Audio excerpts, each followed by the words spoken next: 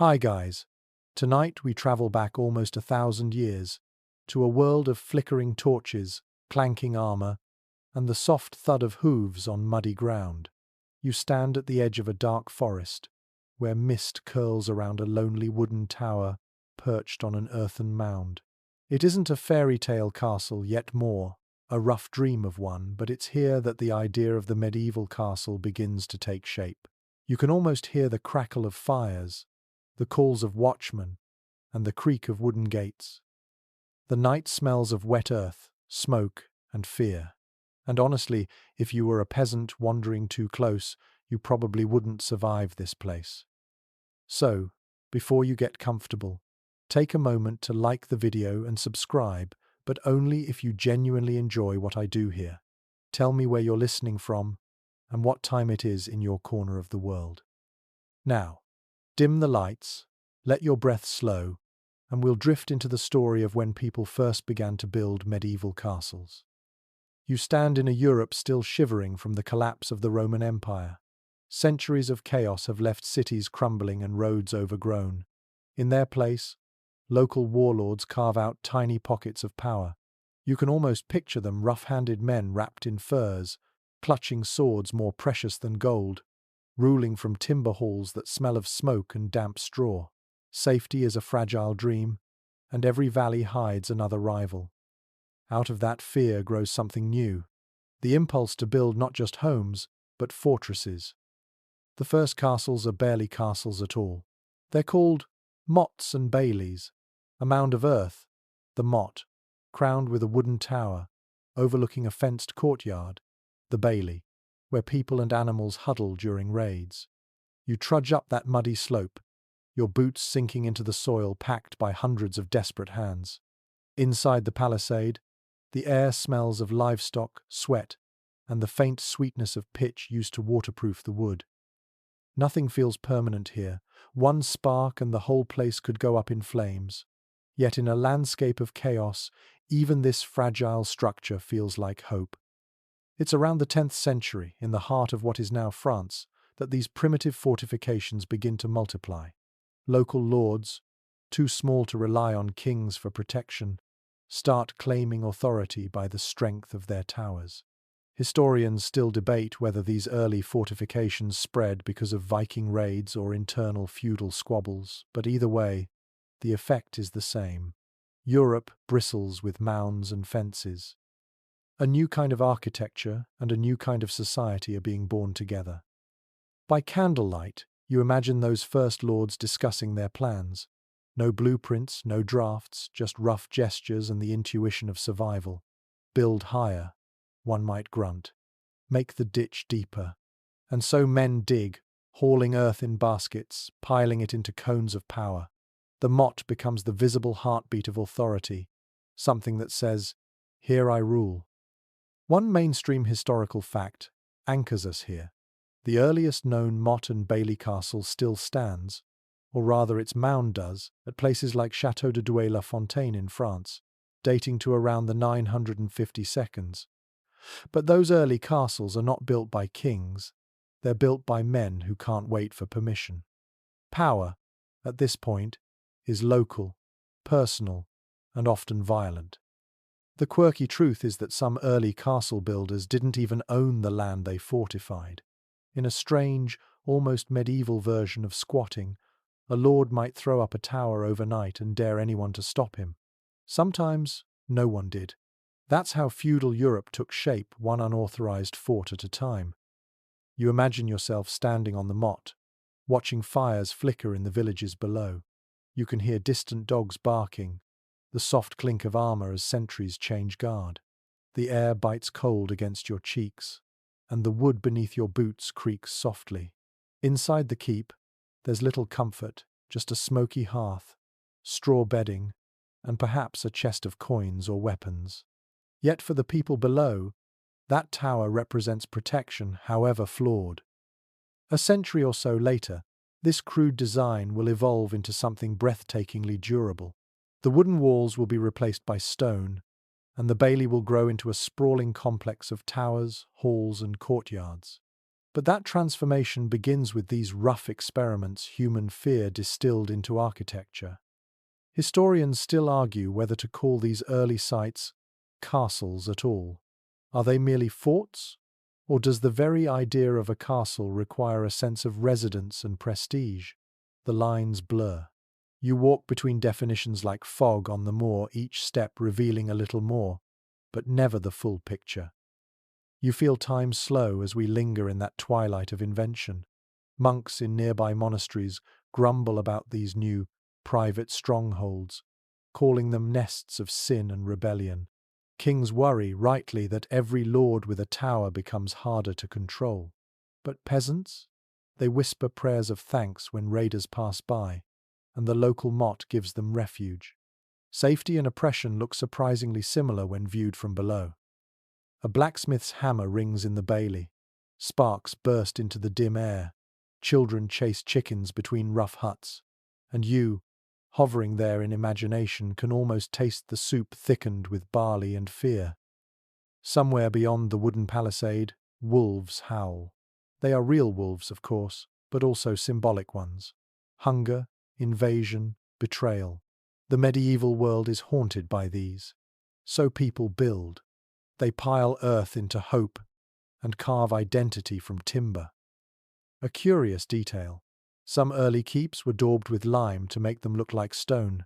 Vanity, you might think, but also psychology. A whitewashed tower glowed in moonlight like a beacon of power. And perhaps, when raiders approached, that illusion of permanence was enough to make them turn away. As night deepens, your imagination drifts over hundreds of mottes scattered across Europe, each a flickering ember of ambition. The map of the continent becomes a constellation of fears and dreams, all glowing faintly in the dark. You start to feel the rhythm of medieval life, the cycles of harvest and hunger, the ceaseless building and rebuilding after raids.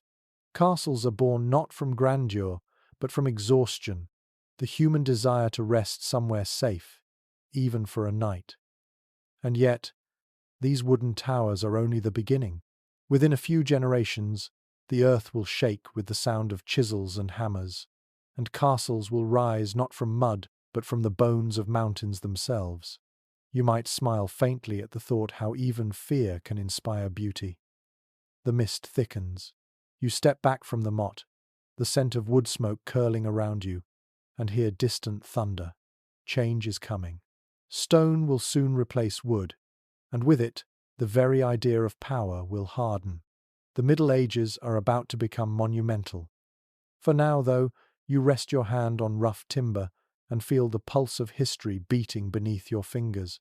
The first true castles haven't yet appeared, but the world is dreaming of them. You wake before dawn, mist hugging the fields, and somewhere ahead you see another mound rising from the wet grass.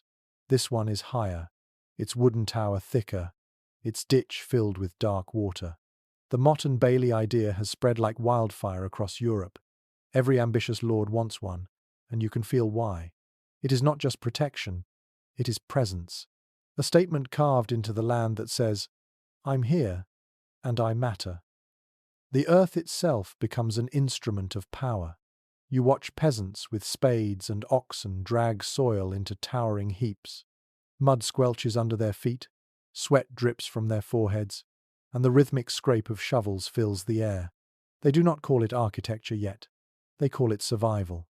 Each mound is a promise that raids will not end in ruin next time. By the 11th century, this pattern dominates the landscape. Simple fortifications turn into networks of control. From above, the countryside looks like a constellation of raised mounds and fenced courtyards, each one watching the next. A chain of vigilance stretches across regions once lawless. Historians agree this period marks the true beginning of feudal Europe. Local warlords stop being nameless raiders and become lords of the manor. You climb a motte yourself in imagination, boots sinking into the clay packed by generations. The wind up here smells faintly of wood smoke and sheep dung. Below you, the bailey hums with life. Chickens scuttle, children chase each other, blacksmiths hammer, and dogs bark. You can almost taste the smoke and hear the splash of buckets drawn from a well. In this small, fenced world, every sound is contained, every life accounted for. A mainstream historical fact grounds this moment. Between 1066 and 1100, over 500 Motte-and-Bailey castles were built in England alone. The Norman invasion did not just change rulers, it changed landscapes. But the idea had already matured in France, where centuries of petty warfare had made fortifications second nature. What the Normans brought to England was not invention but efficiency. A curious and rather charming tidbit: some of these early castles had small gardens inside their baileys. Amid the mud and fear, lords' wives planted herbs and vegetables, both practical and symbolic. Mint for medicine, sage for cooking, and violets for beauty. It is strange to think of petals growing beside sharpened stakes, but that is how medieval life worked: beauty and brutality coexisting in the same square yard. As you wander, you notice how the bailey feels like a small village.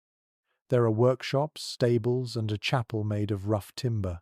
Smoke curls lazily from chimneys. Everything smells of wood, hay, and unwashed wool. The castle is not only a fortress, it is a living machine, constantly busy. Historians still argue whether these early mottes were built primarily as defensive structures or as symbols of dominance. Did they actually protect people, or did they simply intimidate them into obedience? You can sense both truths hanging in the air. A lord who rules from a mound above you is safer, but also distant. Power becomes vertical, and every inch of height is political. By now, the process of building feels almost ritualistic. First, the surveyor walks the land, reading its slopes like a priest reading omens. Then the labourers dig the ditch, piling the earth into a cone. Logs are driven deep to hold it firm, and the tower rises slowly, its beams smelling of pine and sap. When it is finished, the Lord stands on top to bless it, perhaps even sprinkle wine over the ground. The first night inside the new keep is a mixture of pride and unease. Every creak in the wood sounds like an omen. You feel that unease too. The wind whistles through cracks in the timber, and the moonlight slips through the gaps in the planks. Somewhere in the dark, a sentry coughs. A dog growls softly. The lord's wife, wrapped in furs, wonders whether this new castle will hold against fire or frost. It is more than a home now. It is a wager against the unknown. The quirky side of this history appears when you learn that many early castles were not built to last. Some were temporary, razed quickly during conflicts, then abandoned or burned down. In some cases, the builders never even returned. These were castles of necessity, not permanent footprints of ambition left in the soil. When archaeologists find their remains today, they are little more than circular ridges in the earth. But in their time, they changed everything. And still, evolution creeps forward. Stone is coming. The wooden walls that once comforted lords begin to feel flimsy.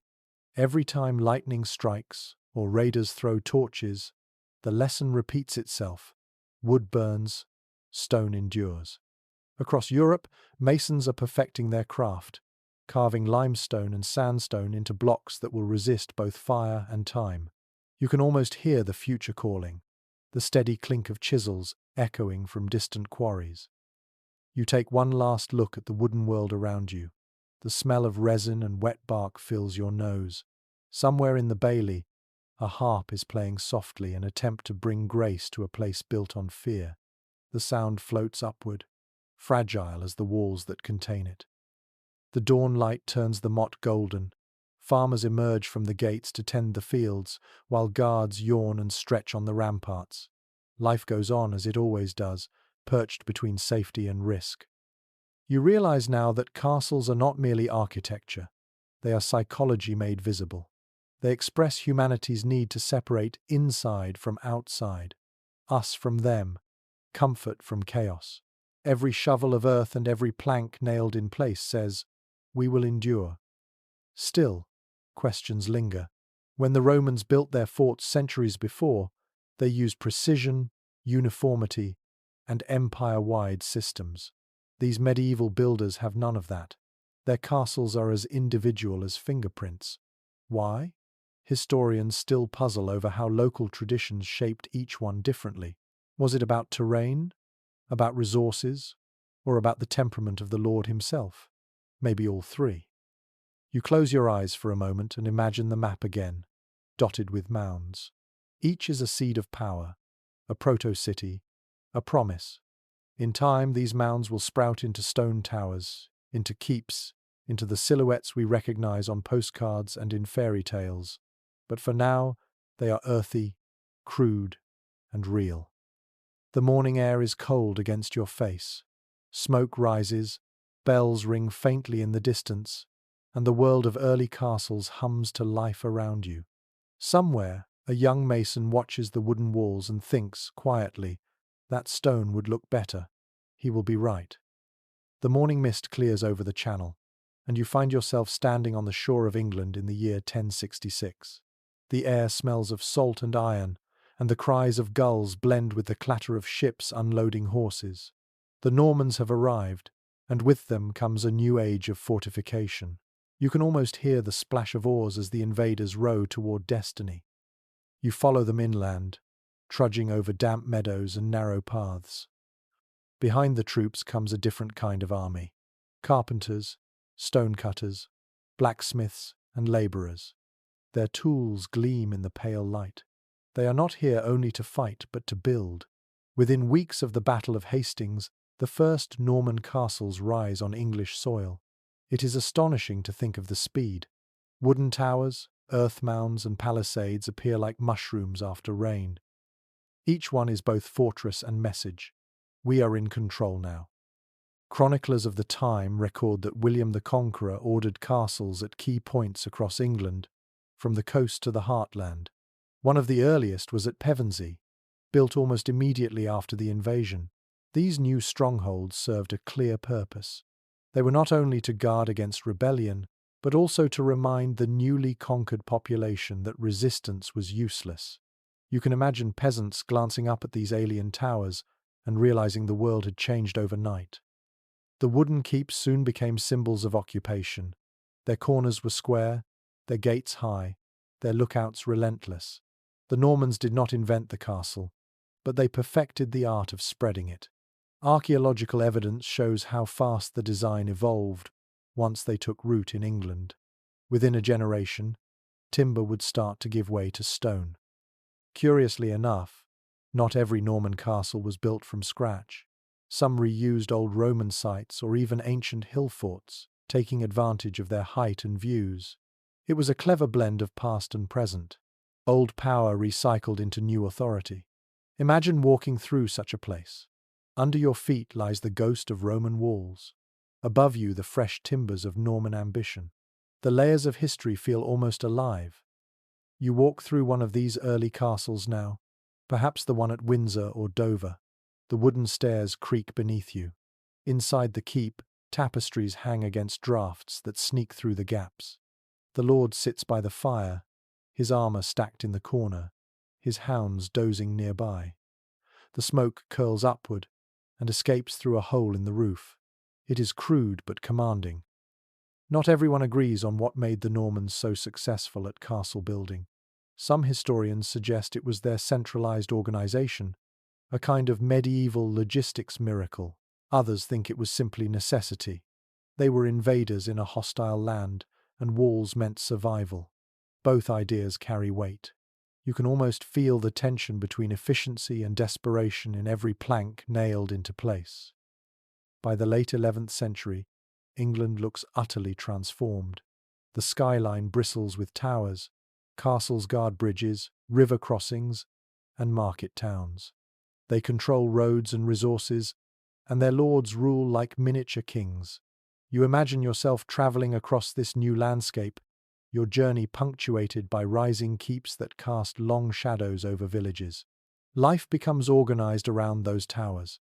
Everything trade, justice, even gossip revolves around the castle. An odd little detail surfaces from old manuscripts. Some Norman garrisons were required to keep trained ravens as messengers. Whether this was efficient or merely eccentric remains unclear, but it shows how even communication adapted to the new militarized order. Picture a raven taking off from a wooden tower, a scrap of parchment tied to its leg, cutting across the grey sky toward another fortress, a whisper with wings. Inside, the daily rhythm is relentless. Soldiers drill in the courtyard, servants carry buckets, cooks turn spits over open flames. The noise echoes off wooden beams, a reminder that this is both home and war machine. Children play near the well, oblivious to politics, their laughter mixing with the ring of iron on iron. The scent of meat roasting mingles with the sharp tang of oil used to keep weapons from rusting. According to royal records from the 12th century, castles soon became administrative centres as well. Taxes were collected there, disputes settled, prisoners held. The keep became a courtroom, a treasury, and sometimes a prison all at once. In many ways, it was the beating heart of medieval government. Yet questions linger. Were these castles built for defense or for domination? Did they truly keep people safe, or did they simply remind them who held the power? Some scholars continue to debate this point, arguing that fear was as much a building material as stone itself.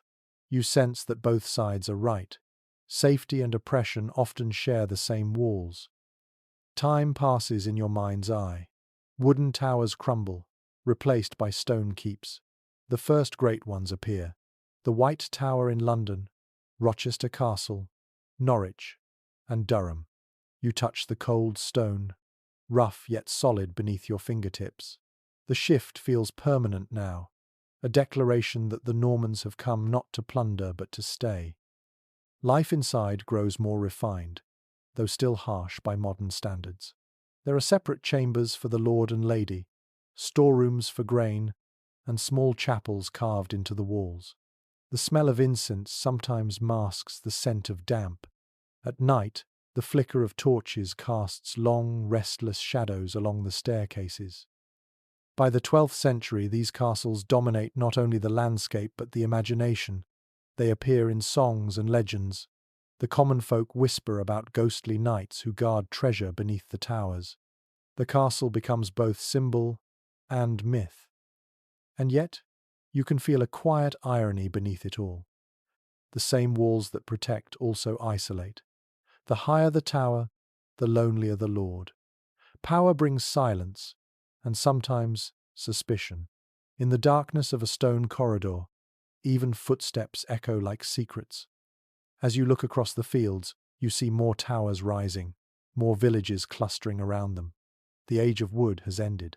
The age of stone has begun, and with it, the notion of the castle as something eternal. But time, like wind and rain, will eventually test even the strongest walls.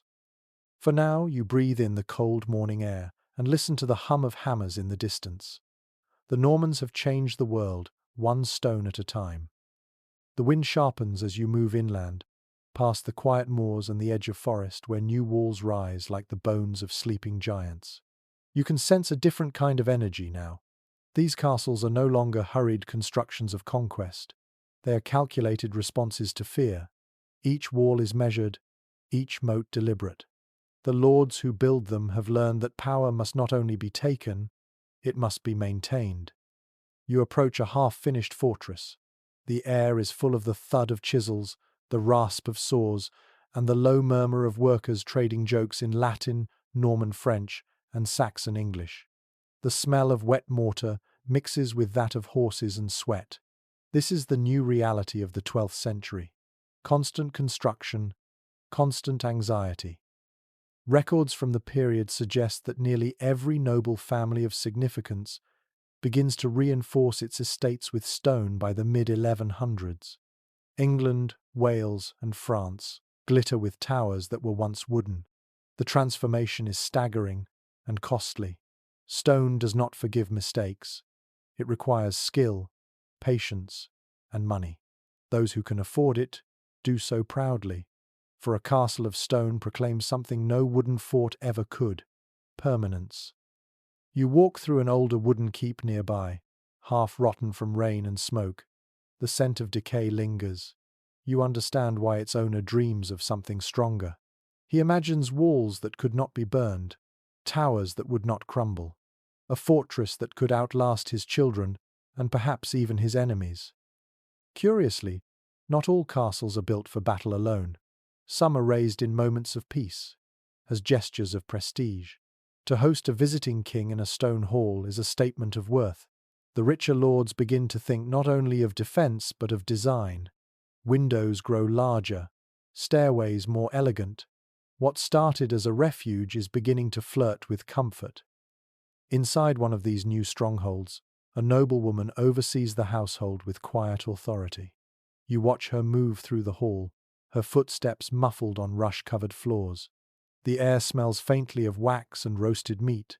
She keeps track of stores, servants, and messages, while outside, the guards patrol the ramparts. The entire structure depends on her unseen labor, yet history rarely gives her a name. Archaeological studies show that women often managed castle estates in their husband's absence, especially during wars or crusades. Their work included not only running the household, but organizing defense, maintaining supplies, and managing finances. The medieval world often underestimated them, but the walls could not stand without their decisions. You pause beside a cold stone parapet. Below you, farmers plough furrows that stretch into mist. The castle is a watchtower over life itself, separating those who rule from those who toil. The design of every wall and ditch is a physical expression of inequality. Yet, paradoxically, these same walls offer safety to the villagers during raids. It is a relationship built on both protection and control. Some experts question whether the massive moats and thick gates were more for defense or display. A deep moat impresses as much as it deters, and a high tower commands loyalty by sheer presence. The debate lingers because medieval architecture is always half functional and half theatrical.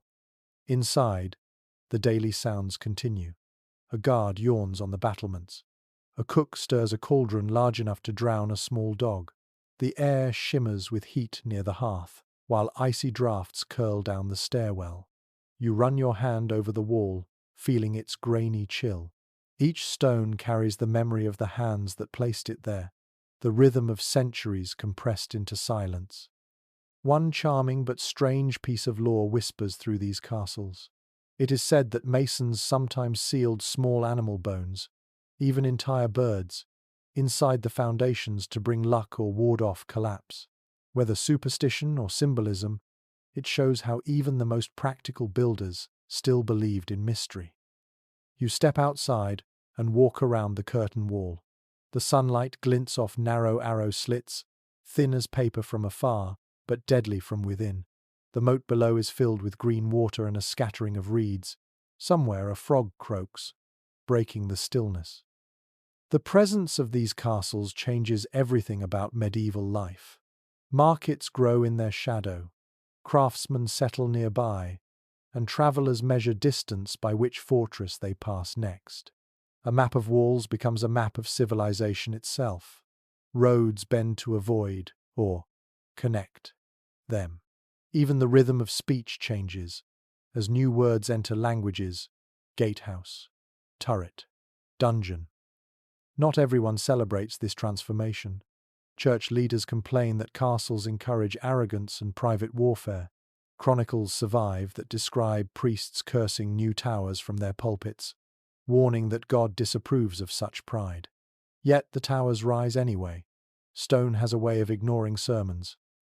You sit for a while at the edge of a ditch filled with rainwater. The reflection of the walls trembles on the surface. It strikes you that fear and beauty have merged here, indistinguishable. These places are built to repel violence, but they also attract admiration. Even enemies pause to stare. As dusk falls, torches flicker along the ramparts. The sound of a horn echoes faintly across the valley. You imagine travelers hurrying toward the gates before night closes in. Inside, tables are being set for supper, dogs are fed, and guards switch their posts. The castle breathes like a living thing, each person a cell within its great body. Debate continues among historians about what these castles truly represented. Were they prisons of ambition or the backbone of medieval stability? Perhaps both. Every stone you see here carries that contradiction. The air grows colder. A single candle burns in an upper window, and the night hums with the promise of both safety and suspicion. You realize that walls, no matter how high, cannot shut out human nature. They only contain it for a while. You turn away as the last light fades, leaving the fortress silhouetted against the evening sky. Somewhere within its walls, someone dreams of building higher, stronger, more beautiful. The age of fear is only beginning to find its shape. The year feels heavy with stone dust and ambition.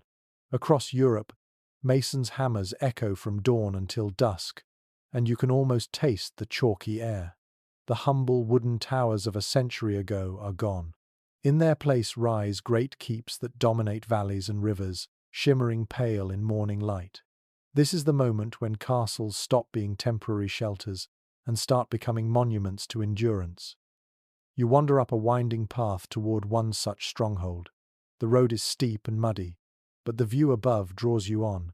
High walls crown the hilltop, their stones cut so cleanly that the joins seem invisible. Smoke drifts from a few chimneys, curling lazily into the grey sky. The scent of wet moss clings to the walls, mingled with the tang of iron from the blacksmith's forge below. Evidence from royal building accounts suggests that by the middle of the 12th century, some castle projects took decades to complete. They required teams of stonemasons, carpenters, quarrymen and carters, all organized with military precision. Even the smallest mistake could weaken a tower or crack a vault. The logistics of it all was staggering for a world without cranes or engines.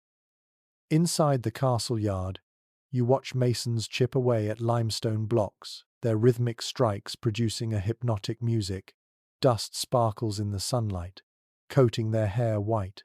Nearby, apprentices carry buckets of lime mortar that sting their skin. Every detail matters. The angle of each stone, the curvature of an arch, the slope of the stair. It feels less like building and more like devotion. A curious detail recorded in an old French manuscript mentions that some masons marked their stones with unique symbols, tiny carvings that served as both signatures and quality marks. They believed these signs would ensure they were properly paid, but others saw them as blessings of craftsmanship. If you look closely at the walls today, those faint carvings still whisper the pride of anonymous hands. These new castles are vast.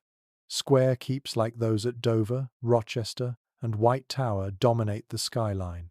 Their walls are so thick that the sound of footsteps inside seems swallowed by stone. You walk through a doorway narrow enough for one person at a time. The air inside is cold, carrying the faint smell of damp straw and smoke. Light filters through slit windows, painting thin ribbons of gold across the floor.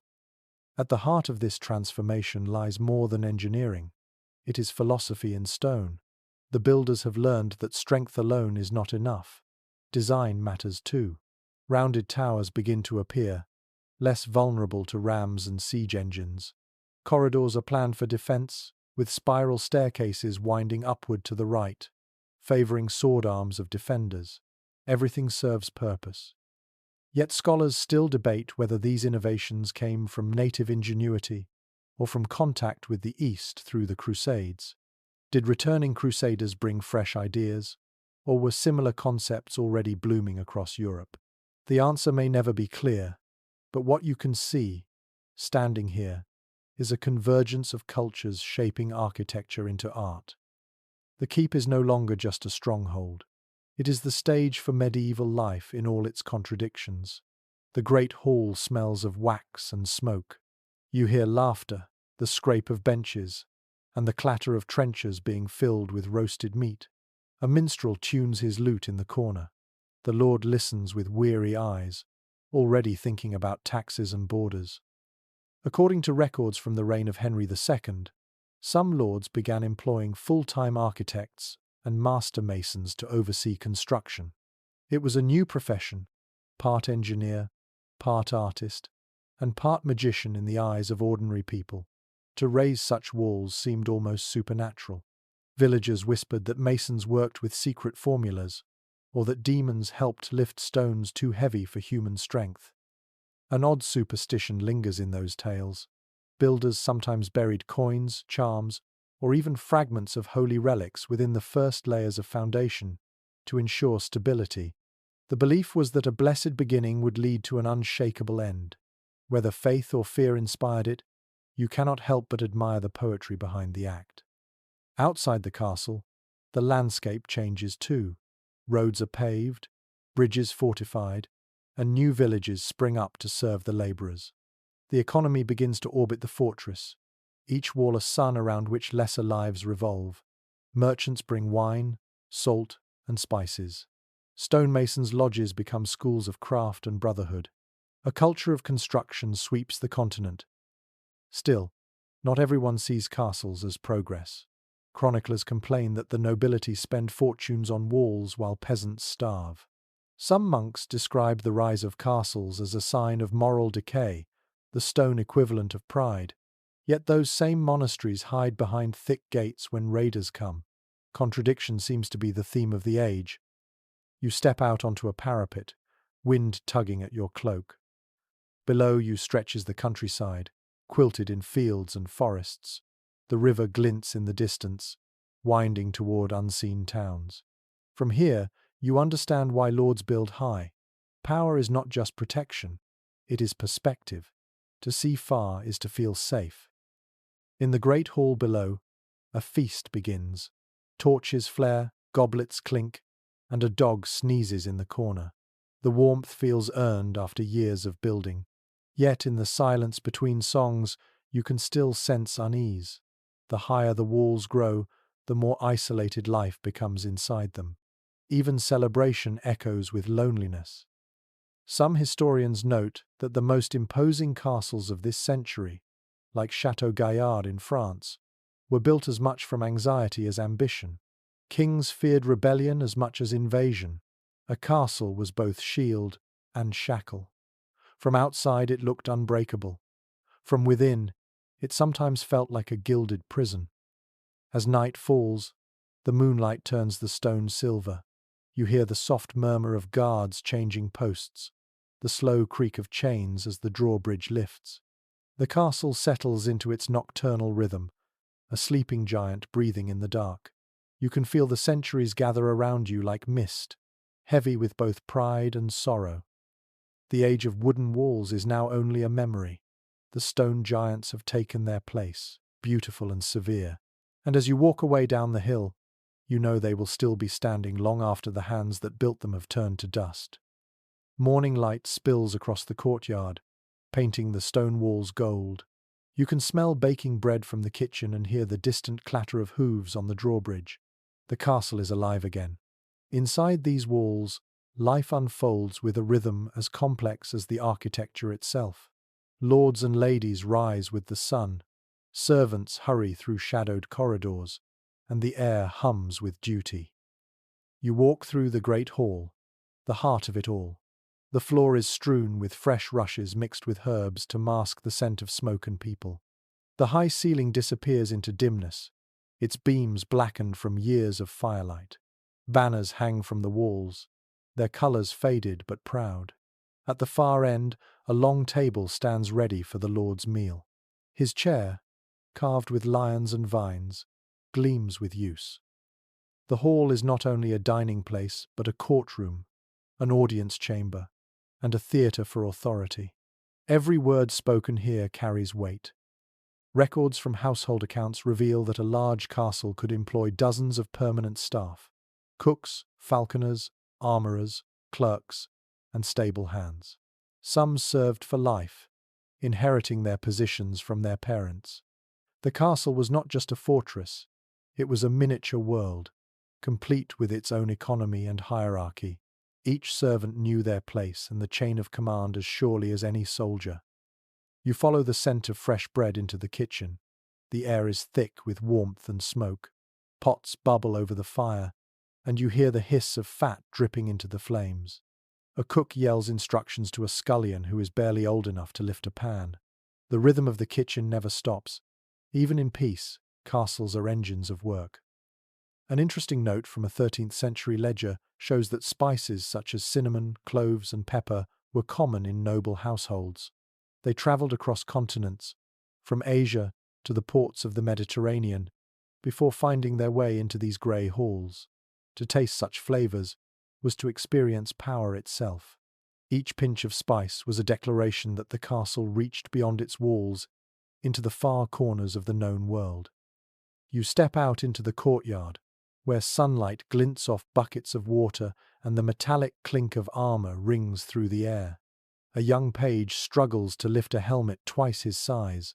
Knights prepare their horses, checking straps and sharpening blades. The smell of leather mixes with hay and oil. Despite the bustle, there is an underlying order, a choreography learned through repetition. Some scholars have suggested that the castle's daily life reflected a microcosm of medieval society itself. Rigid ranks, clear duties, and constant reinforcement of status. Every gesture, every meal, every interaction served to remind people of where they stood. The Lord's table was raised above the rest, not for comfort, but for symbolism. The physical elevation mirrored the social one. Curiously, within these walls, there were spaces of surprising intimacy.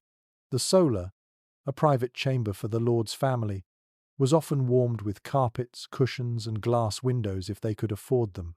It was here that the family would gather away from the noise of the hall, to read, sew, or play music.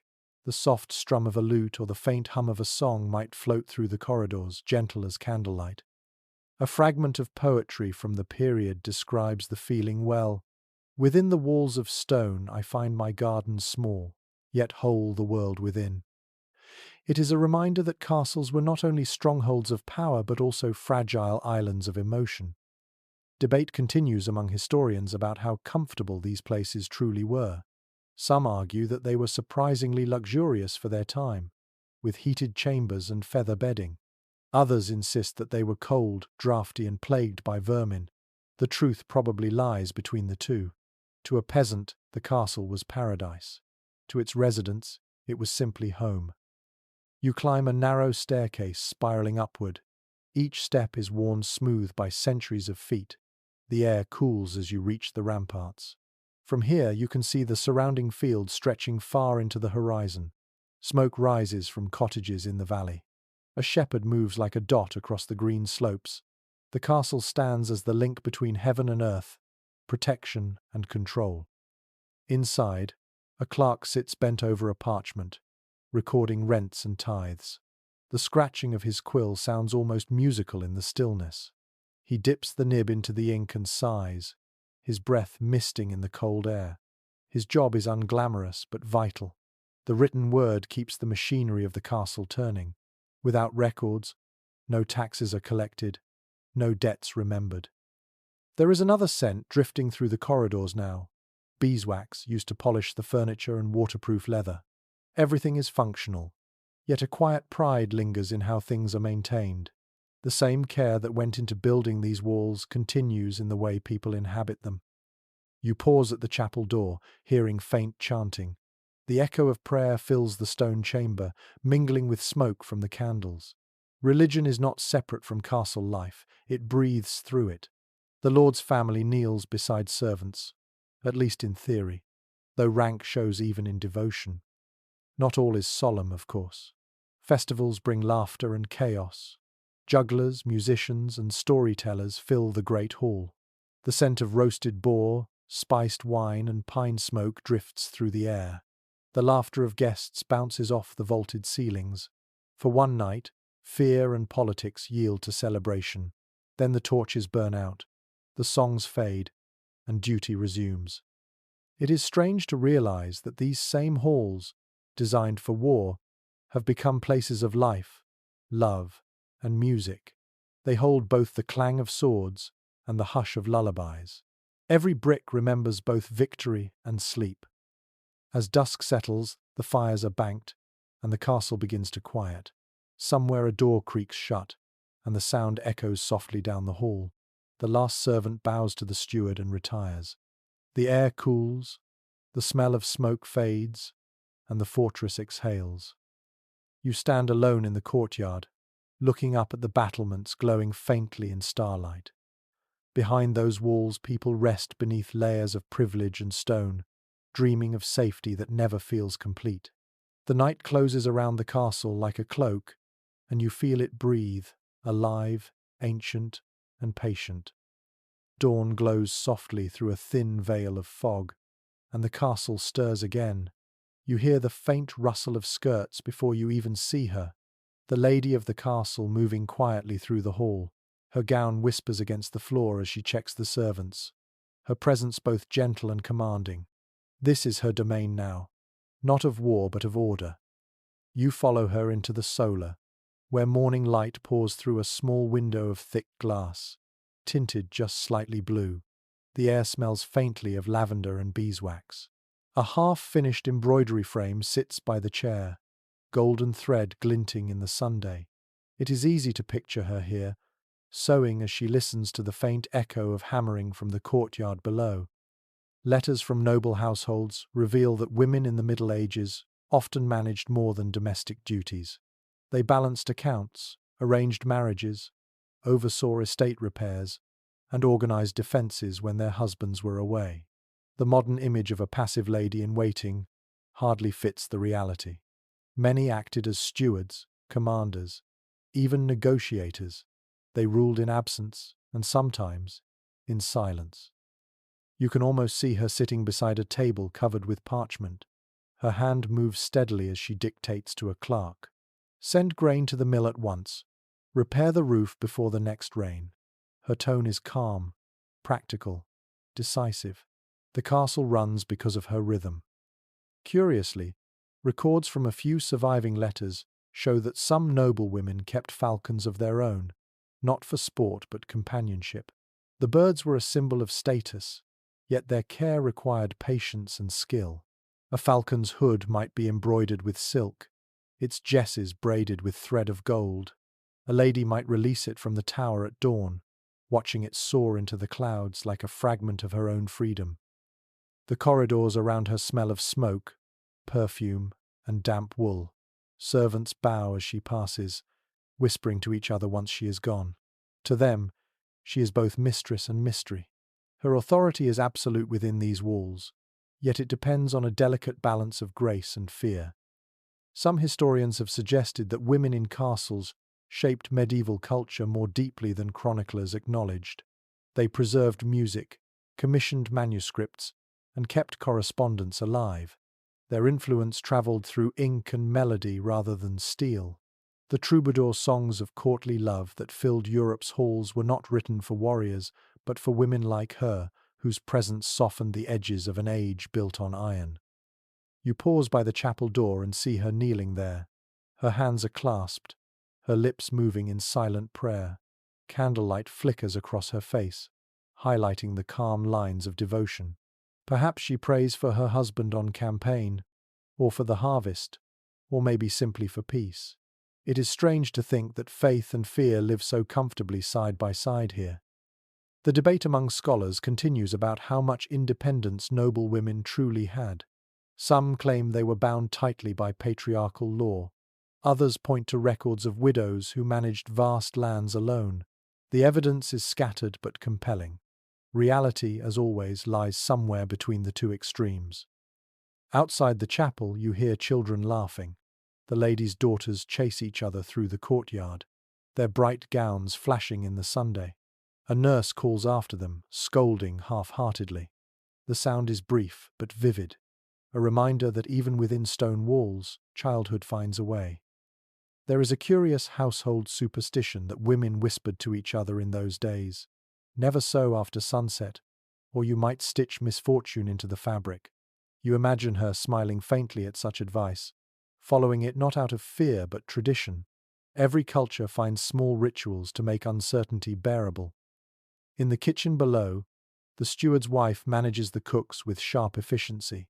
The lady trusts her completely, for their partnership holds the castle together.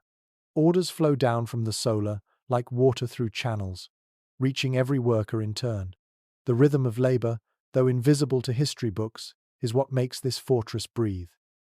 Sometimes, at night, she walks along the battlements when she cannot sleep. The stars above shimmer cold and clear, From here, she can see the villages that depend on her, small clusters of lights like scattered jewels. The wind tugs at her cloak, carrying faint sounds of dogs and distant bells. For a moment she feels both powerful and utterly alone. An old song, recorded centuries later, speaks of women who watched their husbands sail away to war and never returned. The refrain calls them keepers of stone. It is fitting. While the men fought for glory, the women kept the world intact.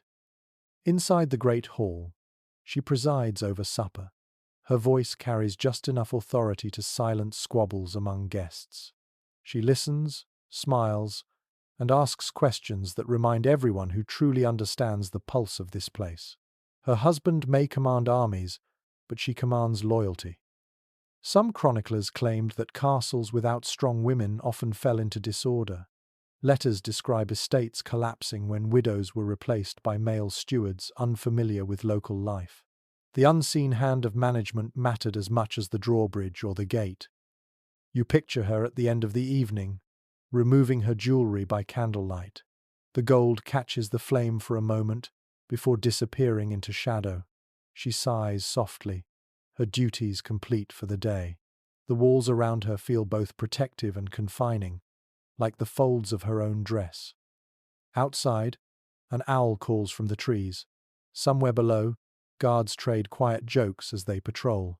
The night settles heavy and still. Inside the solar, the lady closes her eyes, her thoughts drifting between hope and worry. The castle rests again, held together by stone, loyalty, and her unseen patience. She is not in the chronicles, but her presence endures in every well-kept hearth and orderly storeroom. History may forget her name, yet the walls remember her footsteps. You step beyond the inner walls where the morning air smells of wet stone and roasted grain from the marketplace below. The castle's shadow stretches far, covering rows of thatched roofs and narrow muddy lanes. This is the outer world that breathes because the fortress exists. A castle without its town would be an empty husk, and the town without its castle would be exposed and poor. Together, they form a strange balance of protection and dependence. The hum of voices reaches you before you enter the gate. Merchants shout prices, children laugh, and somewhere a blacksmith's hammer strikes a steady rhythm. You walk among the stalls, brushing past wool cloaks, baskets of onions and barrels of salted fish. The air smells of smoke, manure, and bread. It is alive, a mosaic of survival. According to surviving market charters from the 12th century, lords often granted special rights for trade to grow near their castles. These boroughs became the seeds of modern towns. Traders paid tolls for protection, and, in return, the castle gained a steady flow of food, goods, and taxes. What began as a military outpost evolved into an ecosystem. A curious entry in an old French tax roll lists payments in both coins and eels, a reminder that medieval economics could be as creative as it was practical.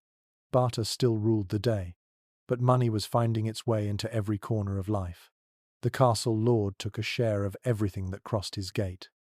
The villagers move carefully, respectful of the guards posted near the drawbridge. Power is visible here, not abstract. A mounted knight passes by, and the crowd instinctively parts.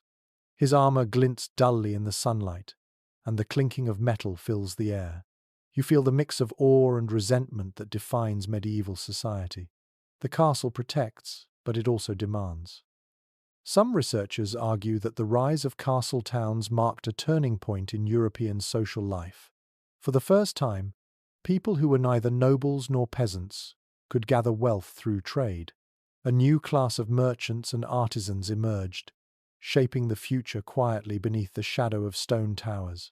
Others, however, believed the towns remained too dependent on their lords to call it freedom. The debate continues, as most good debates do.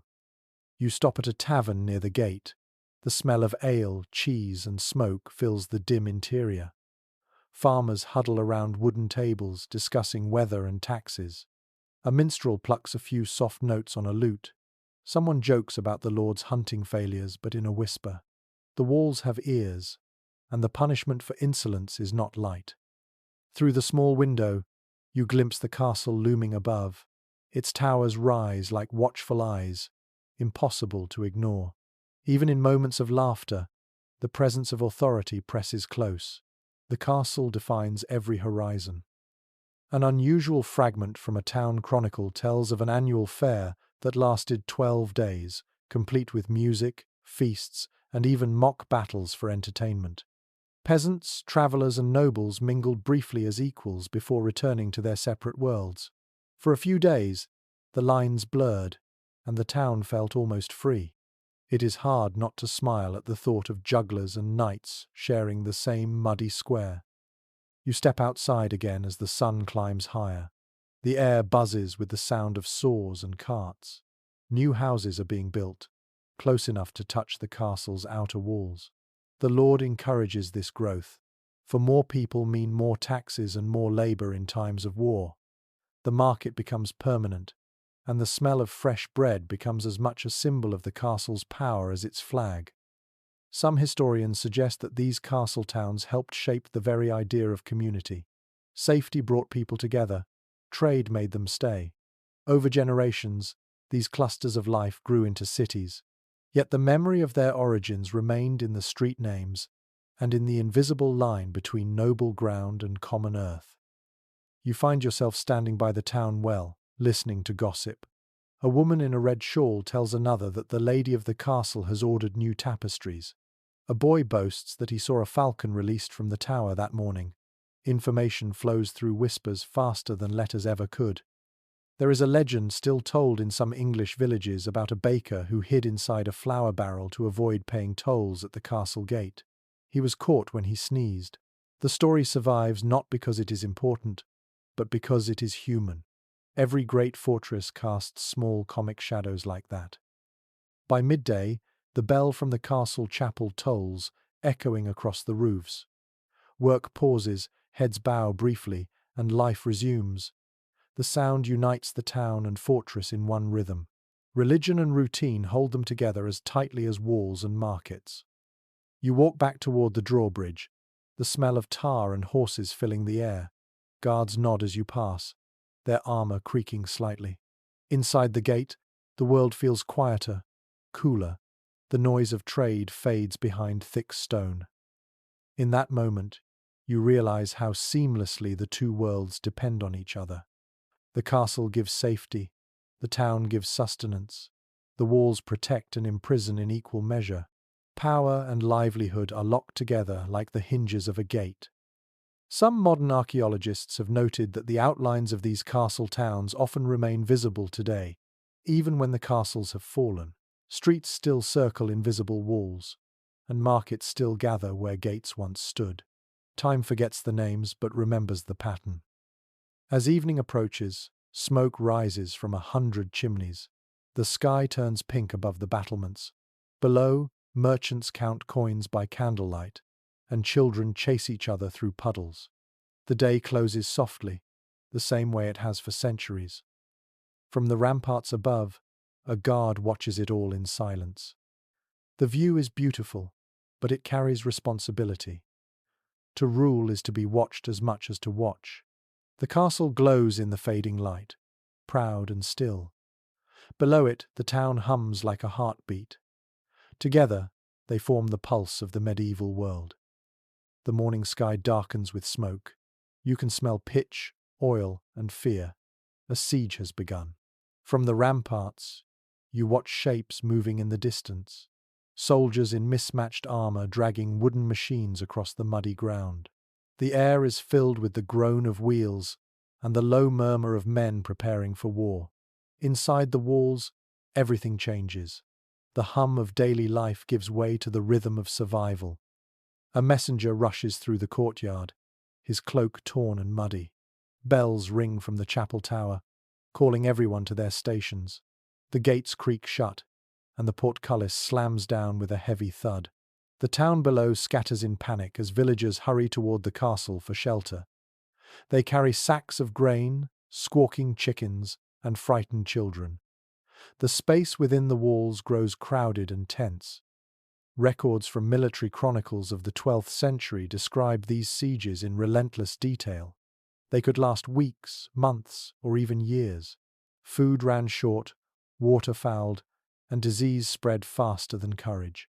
Defenders prayed as often as they fought. A siege was not a storm but a slow suffocation. You walk along the parapet where archers stand ready. Their arrows are lined neatly in baskets, fletched with goose feathers. The air smells of waxed strings and sweat. Below, enemy engineers assemble great wooden towers and catapults. The ground shakes as stones crash into the outer walls. Each impact echoes through the castle like a heartbeat gone wrong. An unusual tactic appears in a few medieval accounts. Attackers sometimes hurled rotting carcasses or beehives over the walls to spread terror or sickness. It sounds absurd, almost comic, until you remember the stench and the flies. Nothing was too strange if it might break morale. You picture a defender covering his mouth as a dead horse bursts apart beside him, the air thick with decay. The Lord strides along the battlements, his chainmail glinting in the grey light. His face is calm but pale.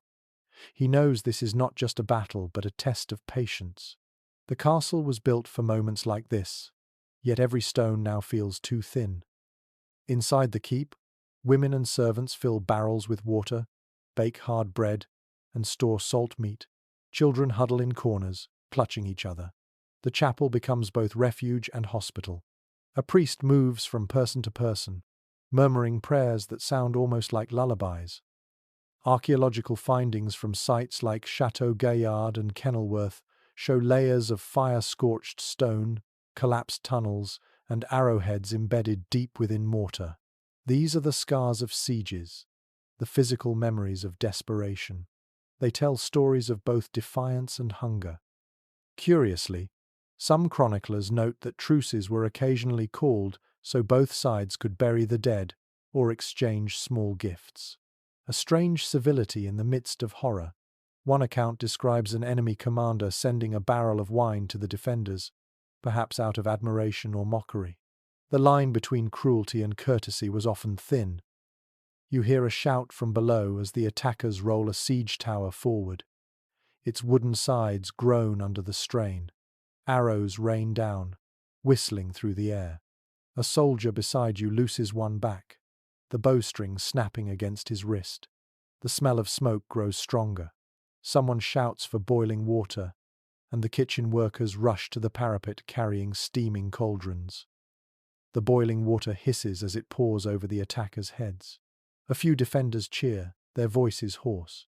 The noise blends with the screams and the dull thuds of catapult stones striking the wall. It is chaos turned into music, a grim rhythm that seems to shake the very air. Some military historians question how often the famous boiling oil was actually used. It was expensive and precious, unlikely to be wasted. More often it was heated sand or water that burned equally well. Still, the image of boiling oil has survived in every tale and film because it feels perfectly medieval, resourceful, cruel, and theatrical. Inside the keep, the lady of the castle oversees the wounded. Her gown is stained with ash. She ties bandages made from torn linens and whispers words of comfort. Her calm steadies the servants. She does not flinch at the thunder outside. For her, every scream is a command to endure. Days blur into nights. The fires never go out. Food dwindles. You can almost feel the exhaustion creeping through the air, heavy as the smoke that clings to the walls. The castle groans but does not fall. Each stone seems to know its duty. At last, a trumpet sounds from beyond the walls. The enemy retreats, leaving behind broken ladders and burned engines. The defenders stand in stunned silence before cheers break out. The victory feels hollow but real. They have survived. In the aftermath, the courtyard fills with smoke and sorrow. The wounded moan softly. The smell of blood mingles with that of wet ash. Crows circle above, black dots against the pale sky. The castle has done its job, but at a price. Some experts believe that these endless sieges changed the way people thought about time itself. Life inside the walls became measured in endurance rather than days. A siege was not an event, but a season. You can feel it in the stillness that follows, the eerie quiet after so much noise. As dusk settles, torches flicker along the battlements. The walls stand battered but proud. Down below, the fields are littered with remnants of war, broken arrows, splintered wheels, and torn banners fluttering weakly in the wind. You walk once more along the rampart. The smell of burning wood lingers. The people inside begin to laugh again, softly, uncertainly. It sounds fragile but alive. For now, the castle has proven its worth. Yet everyone knows that peace never lasts. Somewhere beyond the hills, another army is already marching. The smoke of war fades, but the world does not rest. You find yourself under a blazing eastern sun, where the air tastes of dust and salt. It is the age of the Crusades, and the same men who once built castles in the damp hills of Europe now build them beneath the deserts of Syria and Palestine. They have carried their tools, their fears, and their blueprints across continents. Out here, the stone gleams pale against the horizon, and the scent of myrrh mixes with the smell of hot mortar. You stand on a hill overlooking a vast plain. Below you, workers carve foundations into the bedrock while knights argue about walls and towers. The heat presses down like a weight, and the sound of chisels echoes in the dry air. This is a new kind of castle, born not only from defense but from faith. It guards holy ground, or so they believe. Records from the 12th century describe how the Crusaders constructed formidable fortresses across the Levant. Crac des Chevaliers in modern Syria and Belvoir Castle in Israel were among their masterpieces. Built with precision and layered defenses, these strongholds turned the landscape itself into armor. Their builders understood something essential. Out here, distance is the enemy. To survive, they had to make islands of stone in a sea of sand. A remarkable design feature appears for the first time in these eastern castles: concentric walls. The idea was simple yet ingenious. One ring of defense could fall without dooming the rest. This innovation would travel back to Europe and reshape architecture for centuries. You can trace its influence in later Gothic strongholds that owe their logic to these desert experiments. An odd detail from a Crusader's diary mentions that camels carried the heavy stones when oxen collapsed in the heat. It is a strange image, beasts of the desert dragging the raw bones of Christian ambition across dunes. Sweat and faith built these walls together. The sound of a distant horn pulls your attention to the horizon. You see the shimmer of another fortress, one not built by the Crusaders but by their Muslim opponents. They too mastered the art of defense, raising citadels that blended elegance with strength. The great walls of Aleppo, Cairo, and Damascus were already standing when Europeans arrived, and local engineers taught the newcomers lessons in both geometry and patience. Some scholars suggest that the meeting of these two worlds sparked a quiet exchange of knowledge. European masons learned about water channels, inner courtyards, and ventilation techniques from Middle Eastern builders, while Eastern architects borrowed ideas about tower placement and gatehouses. Whether through trade, diplomacy, or sheer observation, architecture became a dialogue across faiths. You wander into the courtyard of a Crusader castle. The air is cool despite the sun outside, thanks to narrow windows and clever ventilation shafts. Soldiers rest in the shade, their armor dull with dust. The chapel nearby smells faintly of incense and sweat. A priest hums a hymn that drifts into the corridors like smoke. The stone floor beneath your feet feels warm from years of footsteps. Archaeological excavations at sites such as Arsuf and Montfort have revealed layers of cultural fusion.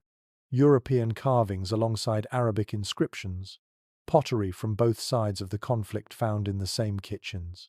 History, it seems, cares little for borders. People shared water, traded tools, and sometimes even ideas in the pauses between wars. Curiously, some castles in the Holy Land were designed with small secret passages leading to hidden wells or escape tunnels.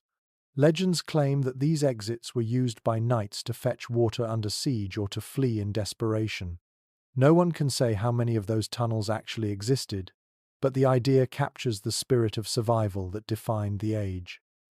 As the sun begins to sink, the air cools slightly. You stand atop the wall, watching shadows stretch across the desert. The horizon glows red, and the smell of dust fills your lungs. Somewhere below, a call to prayer rises from a distant village. The sound carries softly on the wind, mingling with the faint ringing of church bells from the chapel. Two worlds breathing in rhythm for a fleeting moment. Not everyone agrees on what these Crusader castles truly represented. Some historians view them as outposts of imperial ambition, built to dominate foreign lands. Others see them as symbols of cultural exchange, fragile bridges between civilizations. Both views feel true when you stand among the ruins today. The stones are silent, but they still hold the memory of conversation. Night falls quickly in the desert. Torches flicker along the ramparts, and the stars unfold like cold jewels above. The soldiers below whisper stories of home, of green hills and misty rivers they may never see again. The castle around them feels both foreign and familiar, a piece of Europe grafted onto alien soil. You can almost taste the loneliness in the air. The wind carries the scent of salt and old fire. The walls, though strong, seem to tremble under the weight of distance. A knight stands at the edge of the battlement, staring east toward the dark horizon, his thoughts somewhere between prayer and exhaustion. In time, these castles will fall. Some will be abandoned, others reclaimed and reused by local rulers. The desert will reclaim what the Crusaders built, wrapping it in silence and sand. Yet their influence will drift homeward with returning masons, shaping cathedrals and fortresses far away. You leave the castle behind, walking down the rocky path lit by moonlight. Each stone crunches beneath your boots, and the air cools against your face. The memory of those eastern walls lingers, vast and echoing, like a dream half remembered. The builders may be gone, but the ideas they carved into the desert still breathe in every castle that followed. A pale mist curls over the river as dawn rises in Europe once again. The echoes of Crusader horns have faded into legend, but their lessons have come home. You walk along a muddy road, lined with oaks and frost, and there on the next hill stands another fortress, familiar yet refined. The air smells of wet stone, wood smoke, and the faint sweetness of crushed grass. Castles are no longer isolated refuges or faraway experiments. They have become a system, a web of control stretching across kingdoms. By the 13th century, rulers understand what the Normans once only guessed. To rule a land is to build upon it. Kings now raise fortresses not as private shelters, but as instruments of government. Each castle marks a pulse in the political body, part of a network that reaches from coast to frontier. The days of lone lords guarding their valleys are fading. The state itself is taking shape in stone. Records from royal treasuries show meticulous lists of building expenses, labor wages, and shipments of stone from distant quarries. Some kings kept traveling architects on payroll, moving them from site to site to ensure a consistent style. Castles are now planned like chess moves, each one reinforcing another. You climb toward one of these royal strongholds. The path is paved, the walls gleam pale in the weak sun, and banners flutter lazily in the breeze. Inside, soldiers drill in silence, their armor gleaming. The smell of oil and wet hay mixes with the iron tang of discipline. The structure feels less like a home and more like a machine. An intriguing letter from a 13th century royal clerk praises Edward I's programme of castle building in Wales. It lists Caernarfon, Conwy, Harlech, and Beaumaris as rings of iron around a restless land. These castles were not simply defences, they were statements. Each stood at a river crossing or harbour, projecting authority into every corner of the conquered region. Curiously, travellers from France noted how these British castles differed from those of the continent. Their designs favoured symmetry and grand scale, less about hiding behind walls and more about showing the permanence of royal power. They were as much palaces as fortresses, announcing that the crown ruled by divine right and by engineering. Some historians suggest that this era marks the birth of centralized administration. Castles became centers of taxation, law, and logistics. Within their walls, scribes recorded harvests, sheriffs issued decrees, and royal messengers rode out along well-guarded roads. The keep, once a symbol of isolation, now served as the heart of communication. You enter a great hall lined with clerks hunched over parchment. The scratching of quills fills the air like soft rain. Seals are pressed into wax, documents rolled and tied. The faint smell of ink mixes with the sharper scent of smoke from the hearth. Bureaucracy, though dull in sound, hums with the energy of empire. Outside, masons still labor, adding new towers and curtain walls. Stone dust drifts like mist, and the rhythm of chisels carries over the fields. Every hammer strike is both construction and declaration. A royal castle announces its master to everyone within sight. A peculiar entry in one building record reveals that even color played a role in politics. At Caernarfon, alternating bands of limestone and sandstone created striped walls meant to resemble the walls of Constantinople, tying the English kings symbolically to the grandeur of the ancient world. Architecture had become a form of propaganda. Not everyone admired it. Monks complained that these endless constructions drained the treasury and bled the countryside of labourers. Chroniclers accused kings of vanity. Yet the people living near the walls often felt safer, and markets flourished in their shadow. Progress and oppression walked hand in hand, as they always do. Some experts question how much control these fortresses really gave to their monarchs. A garrison might hold a valley, but loyalty cannot be built from stone alone. Rebellions still flared, and besieged castles sometimes surrendered faster than expected. Power, no matter how fortified, remains fragile. You walk along the outer wall and pause by a guard post. The soldier nods politely but does not speak. His breath fogs in the cold. Behind him, the view spreads wide. Rivers like silver threads, villages like clusters of smoke. The castle dominates it all, a silent overseer. Inside the royal chambers, the furnishings have grown finer. You can smell beeswax on polished wood, the faint perfume of imported linen. Kings and queens now travel with entire courts, turning castles into moving capitals. Musicians rehearse in one corner, while ambassadors wait nervously in another. The fortress has become a stage for diplomacy. An interesting fragment from a Welsh chronicle recounts how royal builders were required to swear oaths of secrecy, preventing them from sharing architectural plans with potential enemies. Knowledge itself had become a weapon. It was the medieval version of classified information, kept under lock and key. You can almost hear the overlapping sounds of this world, the rhythmic clank of hammers outside, the rustle of parchment inside, and somewhere beyond the gate, the laughter of traders selling spices to soldiers. It is both peaceful and tense, fragile and powerful. The sun begins to sink, and the sky burns red above the towers. From this vantage point, you sense how the castle has changed yet again. It is no longer only a shield or a home. It has become a statement about how the world should be organized. One stone upon another, rule upon rule. The torchlight flickers across the battlements as you descend. Behind you, the banners ripple in the cold air, each carrying its message to the wind. Power now moves in patterns, mapped and measured, written into stone and ink. The medieval world has grown vast and interconnected, and the castle stands at its center, both crown and cage. The morning fog curls through the valley like breath as you approach a castle under construction. The rhythmic strike of hammers rings out long before you see the walls. Dust and lime fill the air, clinging to the back of your throat. Here, the true artisans of the Middle Ages are at work.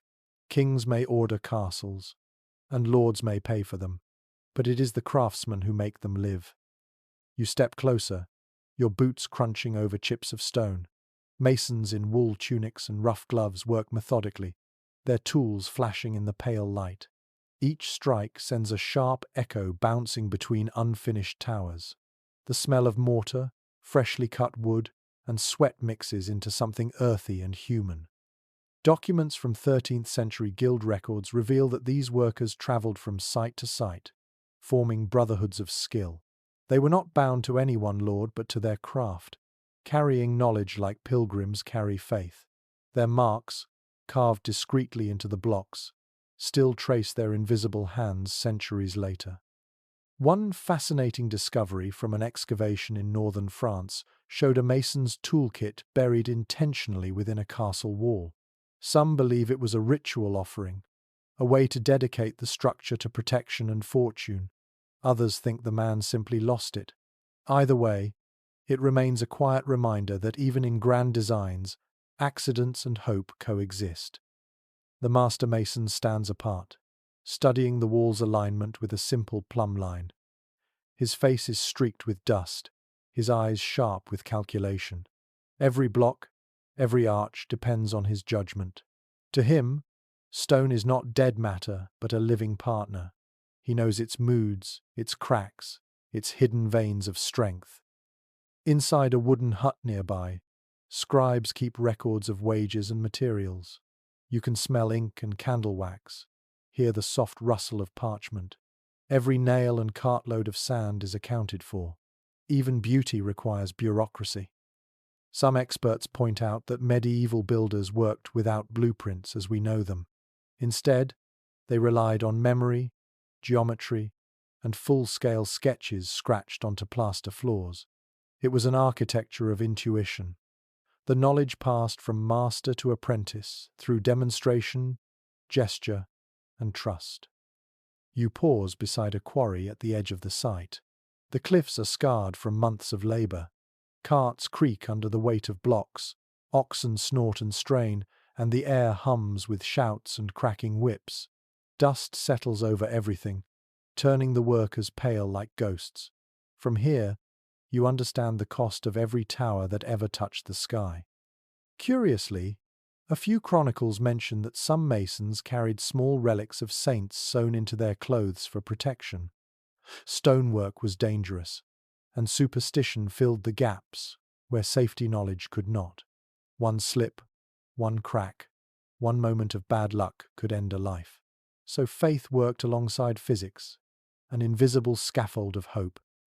The rhythm of building becomes hypnotic.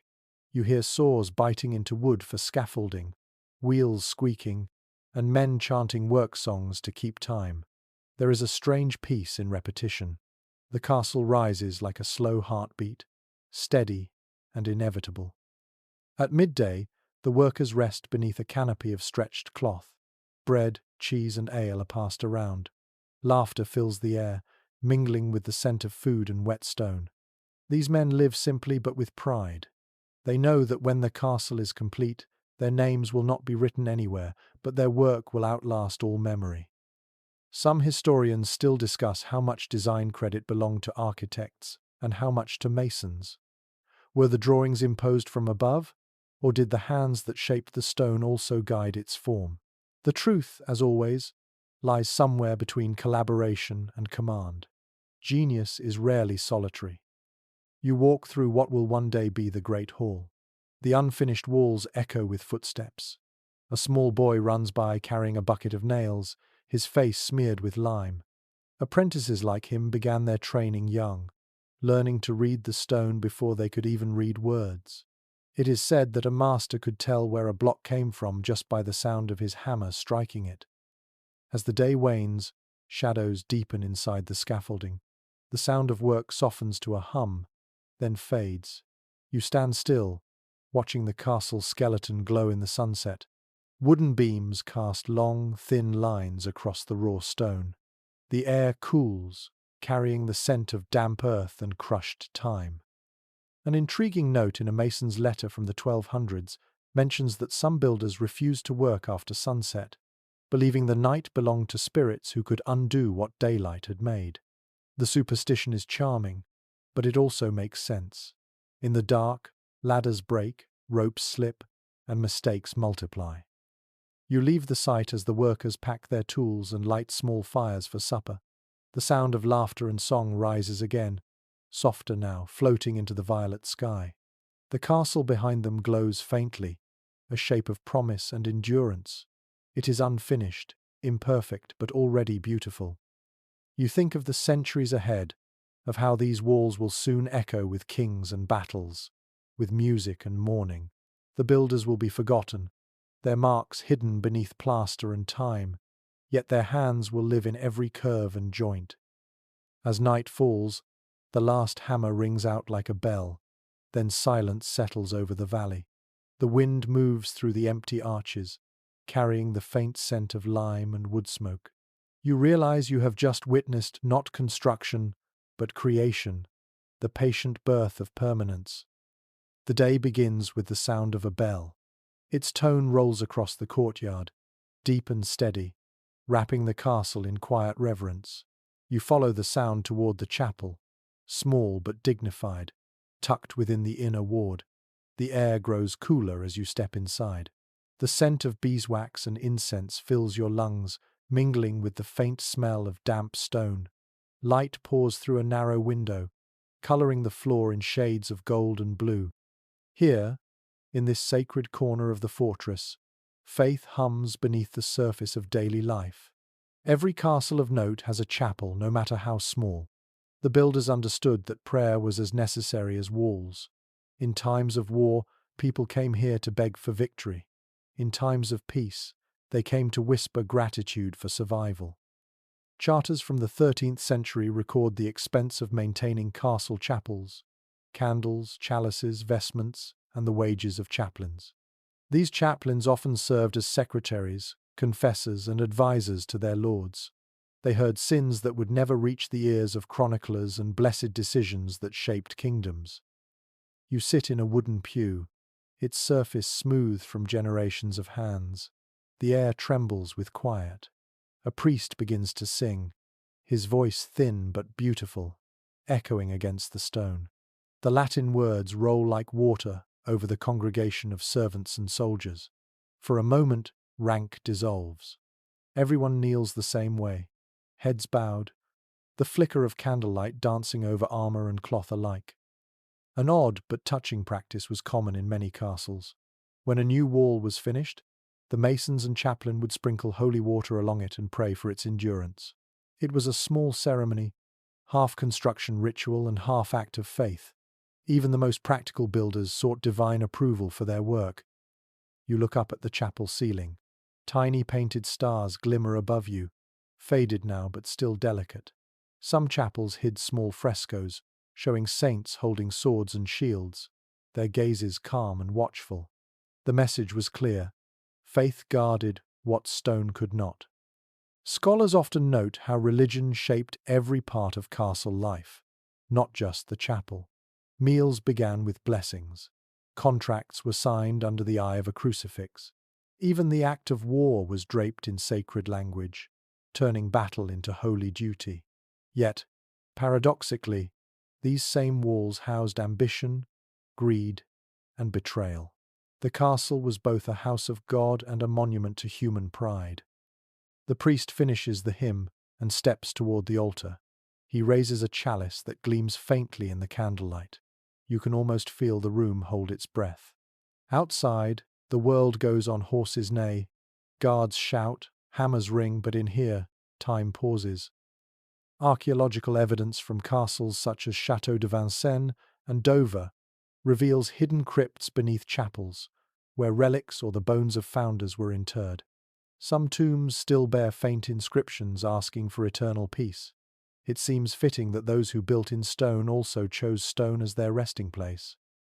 Curiously, a few chroniclers mention that during long sieges, chapels sometimes doubled as storerooms for food or ammunition, sacred and practical needs intertwined. It is hard not to smile at the thought of holy relics sharing space with barrels of salt pork. Survival does not always wait for ceremony. You step outside into the sunlight again, blinking against its brightness. The contrast feels sudden, almost shocking. The castle hums with activity. In the courtyard, servants haul barrels, soldiers train, and a falconer calls softly to his bird. Yet beneath all this movement lies the same invisible rhythm you felt inside the chapel. Faith hums quietly under every task. Some historians continue to debate whether medieval people truly believed in divine protection or simply feared the consequences of disbelief. The truth is probably more subtle. Faith, in its many forms, gave structure to uncertainty. When the world was fragile and violent, the idea that someone watched over you from above brought comfort, even if only imagined. You wander along a shaded corridor lined with small statues. Their faces are worn smooth by time. One figure, a carved angel, has lost its wings. Another clutches a sword almost eroded into dust.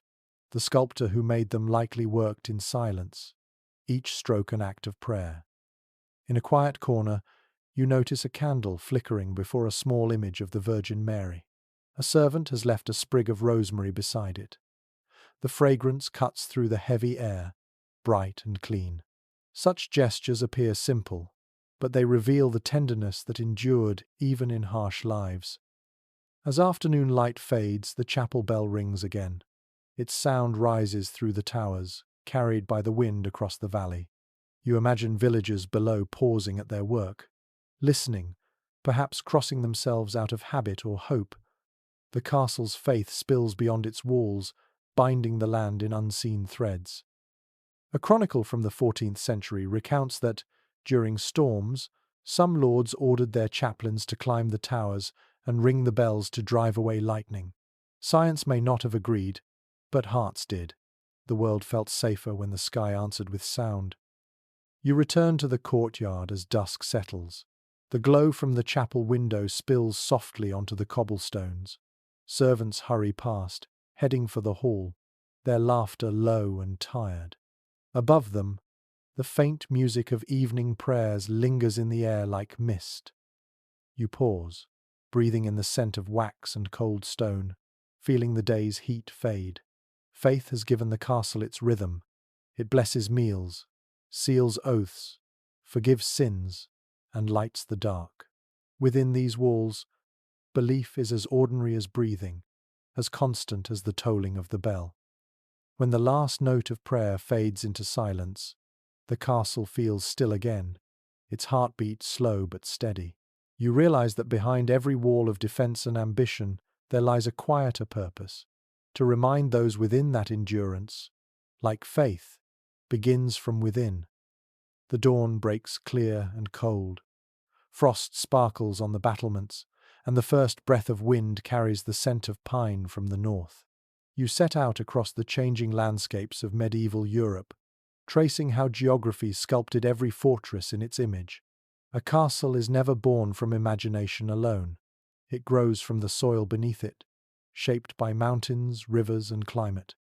In the rugged highlands of Scotland, castles cling to cliffs like grey birds nesting in stone. The wind howls through narrow slits, and the scent of sea spray hangs heavy in the air. Builders here use the rock itself as foundation, carving stairways directly into the hillside. Each fortress is both shelter and part of the mountain, cold to the touch and unyielding to time. Historical surveys of Scottish strongholds, such as Dunatar and Stirling, reveal how their walls blend almost invisibly into the cliffs. They are not separate from the landscape, but extensions of it. The natural defense of elevation replaces moats, and mist serves as camouflage. To approach one is to feel watched by the land itself. You move southward, where England's gentle hills host a different kind of fortress. Here, stone meets strategy in elegant proportion. The castles of the Midlands rise amid rivers and farmland, their moats glinting like mirrors. You can smell wet grass and cattle, hear the murmur of streams feeding the defences. Unlike the stark northern keeps, these are centres of administration as much as power. In the warmer air of France, castles spread wider, more open to sunlight. Gardens begin to appear within their walls, filled with herbs, fruit trees, and fountains. The scent of rosemary and thyme mingles with the smell of wet limestone. French builders favour beauty alongside strength, a harmony that softens even their thickest ramparts. An unusual note from a French architect's notebook mentions the use of oyster shells in lime mortar to make walls brighter and more reflective. The idea seems decorative, Yet in sunlight, those walls shimmer faintly, turning fortresses into beacons of light. Even in war, people sought beauty. Across the Pyrenees, Spanish castles gleam with traces of Islamic artistry. The legacy of Al-Andalus lingers in every arch and courtyard. You can almost taste the desert in the air, the dry wind carrying dust and spice. Here, fortresses like the Alhambra in Granada blur the line between palace and fortress. Their courtyards echo with running water, and intricate plasterwork glows golden in the sunday. Archaeologists studying these Iberian sites have found evidence that Moorish engineers introduced hydraulic systems to keep gardens lush, even in arid climates. Such ingenuity turned defense into art. The whisper of fountains became as much a sign of power as any wall or tower. You cross the Alps and feel the air thin, crisp and sharp. The castles here look austere, wrapped in snow half the year. The scent of smoke from wood fires fills the narrow courtyards. Builders use whatever stone the mountain gives them, often granite or volcanic rock, dark and dense. In these heights, walls must resist more than enemies. They fight the cold itself. Further east, in the forests of Bohemia and Poland, castles hide among trees. Their towers rise above pines like watchful fingers. The forest muffles every sound. You can hear only birds, axes, and the echo of church bells carried from miles away. Wood is abundant here, and even stone castles have timber roofs and walkways, creaking softly in the wind. A curious tale from a Polish chronicle tells of a lord who released trained hawks from his castle tower to patrol for approaching enemies. Whether true or embellished, it captures the intimacy between nature and architecture in these wooded lands. As you travel south to Italy, the air warms again. The castles grow lighter, more ornamental. They guard roads, vineyards, and harbours. Some even borrow designs from ancient Roman fortresses still standing nearby. The scent of olive oil and sea salt fills the air. Towers glow pale against the blue sky. These are castles of commerce as much as defence, symbols of trade routes and ambition. Some historians believe that Italian fortresses mark the beginning of a shift from pure military necessity towards civic identity. Cities like Florence and Siena began fortifying themselves not only against invaders, but to proclaim independence. Stone became a language of pride. In Eastern Europe, the frontier castles of Hungary and Transylvania face open plains. The wind there never stops. You feel it tug at your cloak, dry and cold. Builders here learn to use earthen ramparts and wooden palisades in combination with stone. The result is a flexible, layered defense suited to vast, flat lands. An intriguing discovery near a Hungarian ruin uncovered traces of ancient steppe fortifications beneath later medieval stonework, showing how old traditions merged with new techniques. Castles are never purely inventions of their time. They are conversations between generations of builders. As evening falls, you stand on a high ridge overlooking the scattered lights of a distant town. The wind carries the scent of pine, sea, and smoke all at once, as if the entire continent breathes beneath you. Each region has molded its castles like clay, shaping them according to need and nature. Some experts argue that geography determined more than architecture. It shaped mentality too. People who lived in valleys built open courtyards for community, while those on cliffs built narrow halls for survival. The land taught them how to live and how to fear.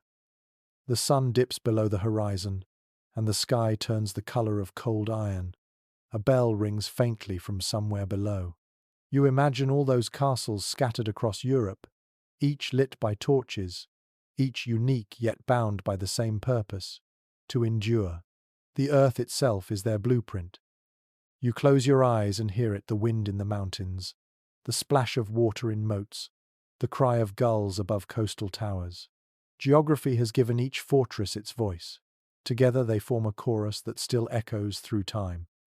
The world is now draped in the glow of the 13th century, and castles have reached their golden age. The builders have learned from generations of struggle, blending grace with strength until stone itself seems to breathe. You stand before one of these great fortresses at sunrise, its walls glowing amber beneath a pale sky. The air smells of wet earth and river mist, and every tower catches the first light like a crown. This is the era of mastery. Castle design has matured into science and art. Engineers know how to channel pressure through arches, how to carve spiral staircases that never twist against the sword arm, how to balance beauty with menace. To build now is to proclaim not only power but refinement. Royal records describe enormous projects commissioned by kings, bishops, and merchants alike. They hired architects who traveled across borders, blending ideas from France, England, and the Mediterranean. The exchange of design has become as important as the exchange of coin. At a site like Chateau Gaillard in France, you would hear the constant rhythm of chisels, smell lime drying in the sun, and see the pale gleam of new-cut stone. The keep rises high and round, flanked by curtain walls lined with arrow loops. Within, courtyards bloom with gardens, fountains, and colonnades. Defense and elegance live side by side, each improving the other. A chronicler of King Philip II wrote admiringly that such castles appeared to grow from the earth like trees of marble. That description fits. The architecture has evolved beyond necessity into expression. Castles have become monuments to vision. An amusing account from an English mason's notebook describes lords competing over the size of their moats. One insisted his be wide enough for 3 barges to pass side by side. Another demanded swans to float upon his. Pride, it seems, is as enduring as stone.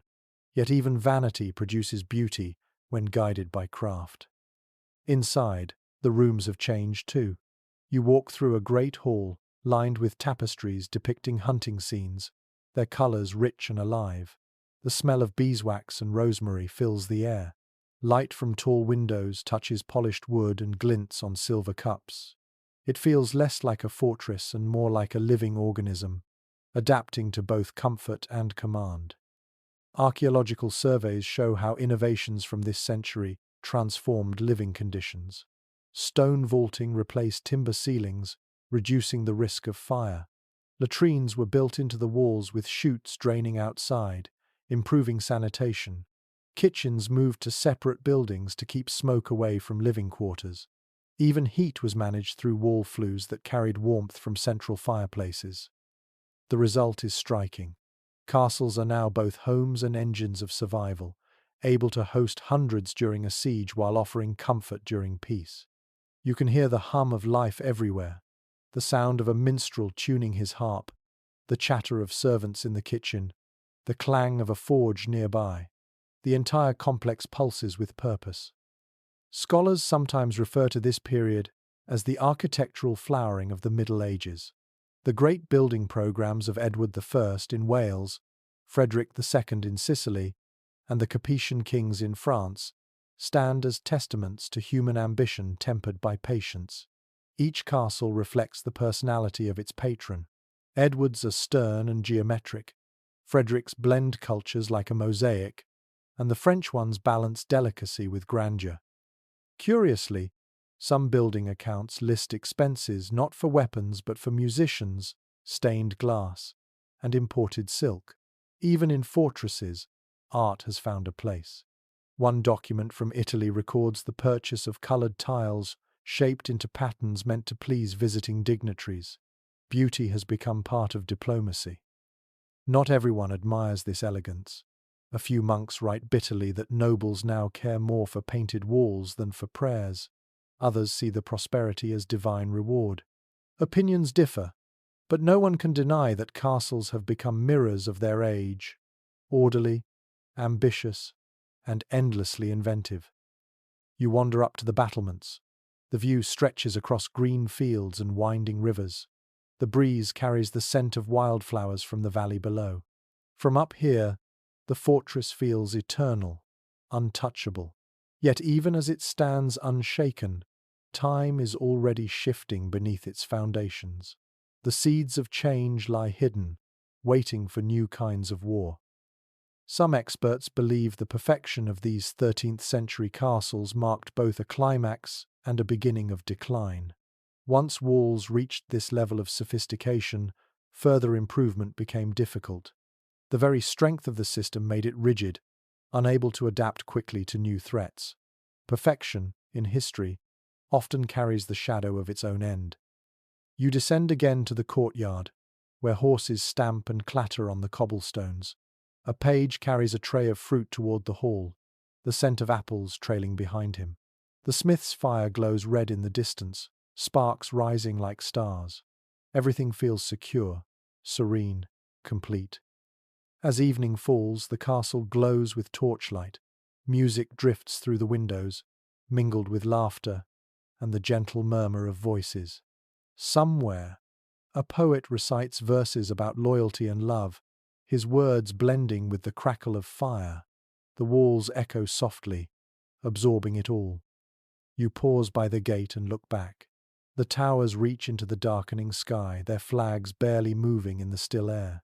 This is the age when humanity believed it could master both nature and fear through craft. The stones seem to hum with quiet pride. In the hush that follows sunset, you realize that the medieval castle has become more than defense or dwelling. It is a vision of permanence, a declaration of what people can achieve when imagination and survival intertwine. The night settles slowly, wrapping the fortress in calm. For now, it stands perfect, untouched by the coming storms. The evening sky glows a deep blue, and the air carries the scent of smoke and damp stone. You find yourself inside a castle after sunset, walking along corridors where shadows cling to every arch. Torches flicker against the walls, and their light catches strange patterns in the masonry. This is the hour when the castle reveals its hidden corners, the ones not shown to guests or kings. You pass through a narrow doorway and feel the temperature drop. The air is thick with dust and the faint smell of old wood. Somewhere below, water drips rhythmically, echoing through the silence. This is the underworld of the fortress, cellars, tunnels, and chambers meant for secrets. Chroniclers from the 14th century describe these hidden spaces with both fascination and fear. Some were built for defense, some for escape, and some for things no one spoke about. A good castle hid as much as it showed. You descend a spiral staircase so tight that your shoulder brushes the cold stone. The steps are worn smooth by countless feet. At the bottom, a heavy door stands slightly ajar. Inside, you find a narrow passage that seems to stretch endlessly into darkness. Your torchlight flickers over damp walls where salt crystals glitter faintly. Archaeologists studying English and French castles have found entire networks of tunnels beneath certain keeps. Some lead to nearby rivers or forests, others to forgotten storage vaults. No one knows how many still lie undiscovered, filled with silence and secrets. A curious discovery at Nottingham Castle uncovered a hidden passage carved into sandstone, wide enough for a single rider. Local legend claimed it was used by the sheriff himself during a rebellion. Whether truth or rumor, it shows how every fortress carried a heartbeat of paranoia. You follow the tunnel deeper until it opens into a small chamber. The air smells of iron and damp earth. Against the wall stands a rack of rusted tools, and in the corner, a wooden chest mottled with mold. You can almost feel the ghost of someone standing here centuries ago, waiting, listening, holding their breath as soldiers passed overhead. Some historians believe that the idea of the secret passage became exaggerated by later storytellers. They argue that most were simple drainage tunnels or supply routes. Others insist that escape routes were essential, especially in regions plagued by siege and betrayal. Perhaps both are true. Facts and fears often blend until they are inseparable. Moving back through the corridors, you come across a small spiral staircase, leading upward this time. It ends behind a tapestry in the great hall. You push aside the fabric and step into warmth and light. The sudden contrast is almost startling.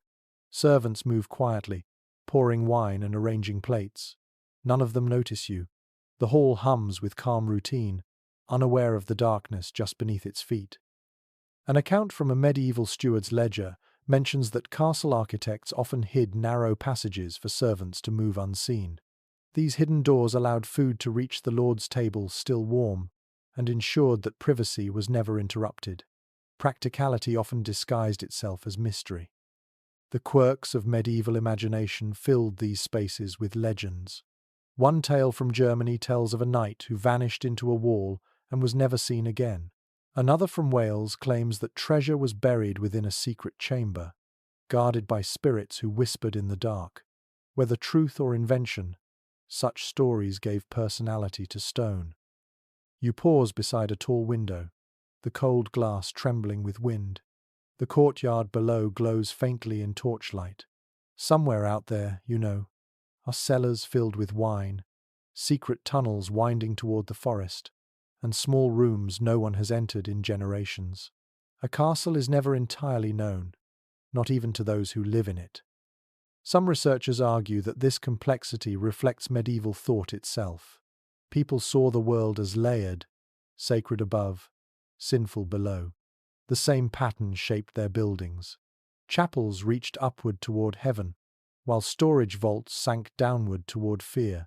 Between those extremes lay daily life, always balanced on a threshold. A peculiar superstition recorded by travelers claimed that every castle had one cursed door. No matter how carefully it was built, there would always be a place where strange noises gathered or drafts whispered like voices. Builders would mark such spots with a cross to quiet the unseen. You walk again through the inner corridors. The stone feels alive now, humming faintly with stories you can almost hear. The smell of wax and old iron lingers. Somewhere behind a wall, you sense a space hollow enough to hide generations of memory. As you climb back toward the courtyard, the torches flicker against the stairwell. The night outside has turned thick with fog. The world seems smaller, wrapped in stillness. Above you, the towers rise like silent guardians. Below, the tunnels breathe secrets into the cold earth. A few poets from the later Middle Ages compared castles to human souls. Bright halls above, dark chambers below. It is an image that fits perfectly. Every fortress holds both splendor and shadow, faith and fear, truth and invention. The fog drifts across the courtyard now, soft and white. The light of a single lantern glows near the gate. Somewhere, a door creaks shut. The castle settles into quiet again, its secrets tucked safely beneath the stone. You stand still for a moment, feeling the chill air against your face. You can almost sense the hidden life beneath your feet, whispering that perfection is never complete without mystery. The unseen keeps the living awake, reminding them that even walls have memories. Morning light filters through a high window, touching the stone floor with thin ribbons of gold. You follow the faint hum of activity that signals the waking of another castle day. Yet this time, your steps lead not toward the Lord's chambers or chapel, but downward, into the working heart of the fortress. Behind every feast, every battle, every polished hall, lies an invisible world of hands that make it all possible. The smell reaches you first. Smoke, bread, tallow, and the faint tang of horses. You walk through a narrow passage into the courtyard, already alive with motion. Servants haul buckets from the well. Dogs chase each other between barrels. And somewhere a cook shouts for more firewood. The castle is awake. Documents from household rolls show that large fortresses often supported hundreds of workers. Some were permanent residents. Others came from nearby villages to trade labor for food and safety. There were cooks, grooms, washerwomen, scribes, guards, falconers, pages, and masons repairing cracks after every storm. It was an entire village compressed into walls of stone. You pause near the kitchen doorway. The heat rolls out in waves, carrying the scent of roasted meat and herbs. Inside, the air is thick with noise. Knives clatter on wooden boards, spits turn slowly over the fire, and a boy stirs a pot taller than himself. The cook commands the room like a general, tasting sauces with quick precision. A charming record from a 13th century menu lists an entire peacock roasted with its feathers reattached for display. It sounds extravagant, yet such feasts were not only for pleasure, they were theatre. performances of wealth meant to impress guests and intimidate rivals. Even the food was part of the fortress's defense. You cross to the stables where the smell shifts to hay and leather. Horses snort softly as grooms brush their coats until they shine. The rhythmic scrape of metal on hoof echoes off the walls. In one corner, a farrier works over a glowing forge, hammering shoes into shape. Sparks leap like fireflies. The air hums with strength and sweat. Some historians note that caring for horses consumed nearly as much effort as maintaining the walls themselves. War required speed as much as armor. Without the stable, no knight could fight, no message could travel. The castle's heart beat in hooves as much as in drums. A curious story preserved in a steward's account tells of a lord who named every horse in his stable after virtues: courage, faith, mercy. When one died, he buried it with ceremony and a carved stone marker. Perhaps he felt closer to his animals than to the squabbling nobles at his table. You walk on toward the laundry, where the sound of rushing water fills the air. Women kneel beside wooden tubs, their hands red from the cold. The scent of lye soap bites your nose. Cloth flaps on lines strung between towers, snapping in the wind like banners of labor. Life here is constant motion, repetition, and resilience. In the guardroom, men sit sharpening blades and mending mail. The scrape of whetstone on steel has its own rhythm. Someone hums an old marching tune. They talk of rumors and weather, of wages and sore backs. It is the sound of camaraderie stitched together by boredom and duty.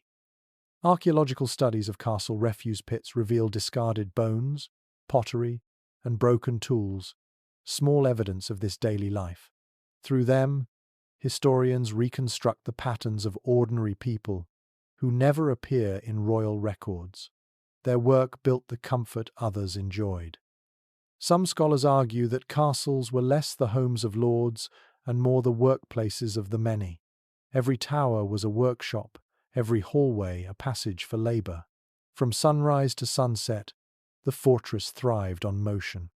At night, silence was the rarest luxury of all. You find the blacksmith again, hammering beside the open forge. The smell of hot iron fills the air. He lifts a glowing horseshoe, eyes squinting against the glare, then plunges it into water. Steam hisses upward, and he smiles faintly, satisfied. In that sound, you hear centuries of persistence, the unbroken rhythm of craft.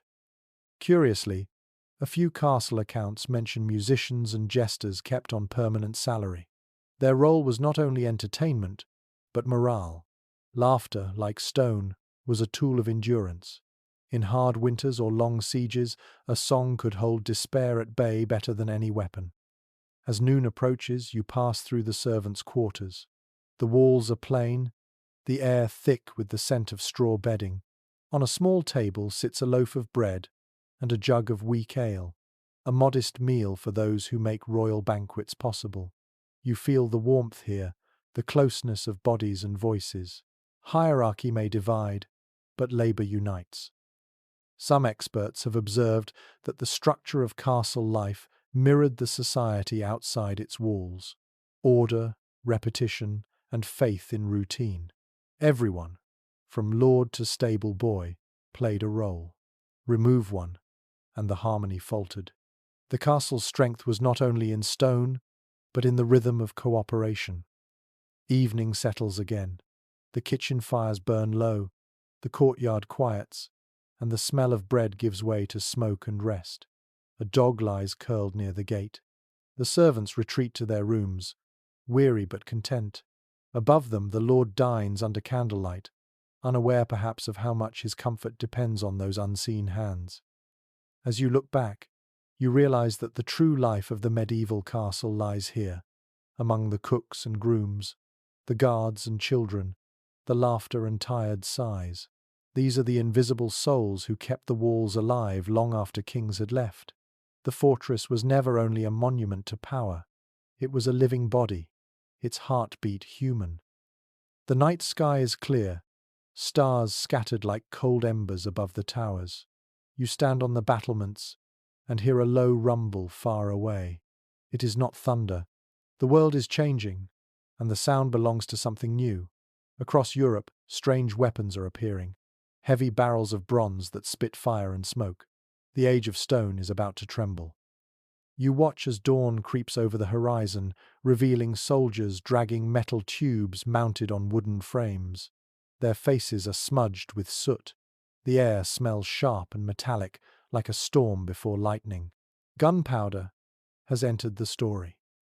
Early records from the 14th century describe these primitive cannons with both awe and fear. Chroniclers wrote of thunder that could shatter walls and deafen men. The first guns were unreliable, sometimes exploding before firing, but their psychological power was immense. Sound itself became a weapon. You descend to the courtyard where blacksmiths work beside piles of strange new objects: iron balls, barrels, and wooden carts. The smith's hammer strikes sparks into the air. The smell of sulphur and oil burns your nose. The soldiers speak in low voices, half curious, half wary. They have seen what this new fire can do. A curious note from an Italian engineer's letter describes how early gunners stuffed cannons with bundles of cloth soaked in pitch to keep the powder dry. Sometimes it worked, sometimes it did not. Many died testing these machines, yet the progress continued. Humanity had found a way to turn the sky's fury into its own. You step beyond the walls to the open field where target stones stand. The first shot of the day shakes the ground. Smoke erupts, filling the air with a thunderous crack. The echo rolls through the valley, startling birds into flight. When the haze clears, a section of the test wall lies broken. The soldiers stare in silence, and you can feel the moment when awe turns to realization. The castle is no longer invincible. Some historians call this period the beginning of the end for the medieval fortress. Cannons rendered tall walls a liability rather than protection. Builders scrambled to adapt, thickening ramparts, lowering towers, and adding angled bastions. The age of vertical power began to flatten into geometry. Inside, masons discuss how to reinforce the gates with slanted stone and earth banks. The air in the hall smells of wet mortar and frustration. The Lord sits silently, his face pale in the torchlight. He knows what this means. Centuries of confidence are crumbling beneath a single blast. Archaeological evidence from sites like Château de Coucy and Constantinople's Theodosian walls shows scars left by cannon fire. Some stones split cleanly, as if sliced by invisible hands. Others bear black marks from explosions. The damage tells a story of innovation meeting tradition in brutal conversation. Yet, curiously, gunpowder did not kill the castle overnight. For another century or more, builders experimented. They added circular towers to deflect shots, filled moats deeper with water, and packed walls with earth to absorb impact. The castle became heavier, denser, and more mathematical. A strange anecdote from a Burgundian diary recounts soldiers cheering after firing a cannon that misfired twice before finally sending its ball backward through the camp kitchen.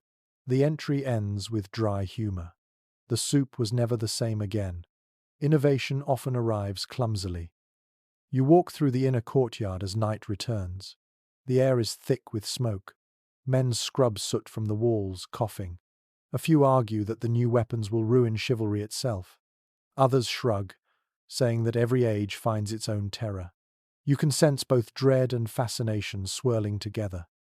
Some scholars debate whether the arrival of cannons truly ended the castle or merely transformed it into a new kind of fortress. Later centuries would see bastioned citadels rise like stone stars across the land, but the spirit of the medieval keep would fade. Walls would become symbols rather than shields. The next morning, you watch another demonstration. The gunners light a slow match, step back, and wait. The fuse hisses like a snake. Then comes the explosion, louder than anything before. A cloud of black smoke rolls over the ramparts, and a section of wall collapses outward in a roar of dust and stone. The sound echoes for miles. Silence follows. It feels like the end of an era. Inside the great hall, the Lord's chaplain mutters a prayer, his voice shaking. The builders will rebuild, of course, but something deeper has shifted. No wall can promise eternal safety anymore. The realization moves through the room like a cold wind. Curiously, artists begin to capture this fear in their manuscripts. Margins of illuminated texts show tiny figures firing cannons at castles, towers cracking, knights scattering. Humor softens tragedy. People laugh at their own undoing because it makes the future bearable. You stand again on the battlements at sunset. The air smells of ash and iron. The sky glows red, and the world feels uncertain. Yet even now, the castle remains beautiful. Its silhouette against the fading light speaks of endurance beyond its purpose. The walls may no longer be unbreakable, but the idea behind them still stands, to create safety from chaos, even if for a moment. Some thinkers of the time began to wonder whether true strength might shift from stone to order, from towers to laws. The castle's decline mirrors the rise of kingdoms that rule not by fortresses, but by written words and shared belief. As darkness deepens, a soft breeze passes through the arrow slits, carrying the faint echo of that morning's cannon blast. The castle exhales slowly, its age of dominance ending with a sigh rather than a scream. Change has arrived, unstoppable and loud, but the stones still hold their dignity. The days grow quieter after the thunder of cannons. You stand on a hill where grass has begun to reclaim the rubble of a ruined tower. The air smells of rain and crushed stone. The once impregnable fortress looks strangely gentle now, its walls softened by moss and ivy. Time, more patient than war, has begun its siege. By the 15th century, the great castles of Europe are changing. Their purpose is fading, their silhouettes still proud but uncertain. The royal armies that now roam the continent carry artillery and trained soldiers, making isolated fortresses less useful. Kings prefer to control cities, not strongholds. The world of stone is giving way to the world of strategy and law. Records from royal treasuries show declining budgets for castle repairs, replaced by spending on artillery and court residences. Some lords abandon their remote keeps entirely, moving into towns where comfort and politics mix easily. What were once frontiers of power become symbols of nostalgia. You walk through an empty great hall. Dust floats in the sunlight that filters through cracked windows. The rushes on the floor are old, dry, and brittle underfoot. A single bench leans crookedly near the hearth. You can still smell faint traces of smoke and beeswax, ghosts of dinners long past. A curious detail found in an old steward's letter notes that servants in decaying castles sometimes burned wooden furniture for warmth when coal ran short. In one line he writes, "The table of my master made a fine fire." There is something both tragic and poetic in that image, comfort feeding on memory. Some historians suggest that the decline of castles reflects a deeper shift in Europe itself.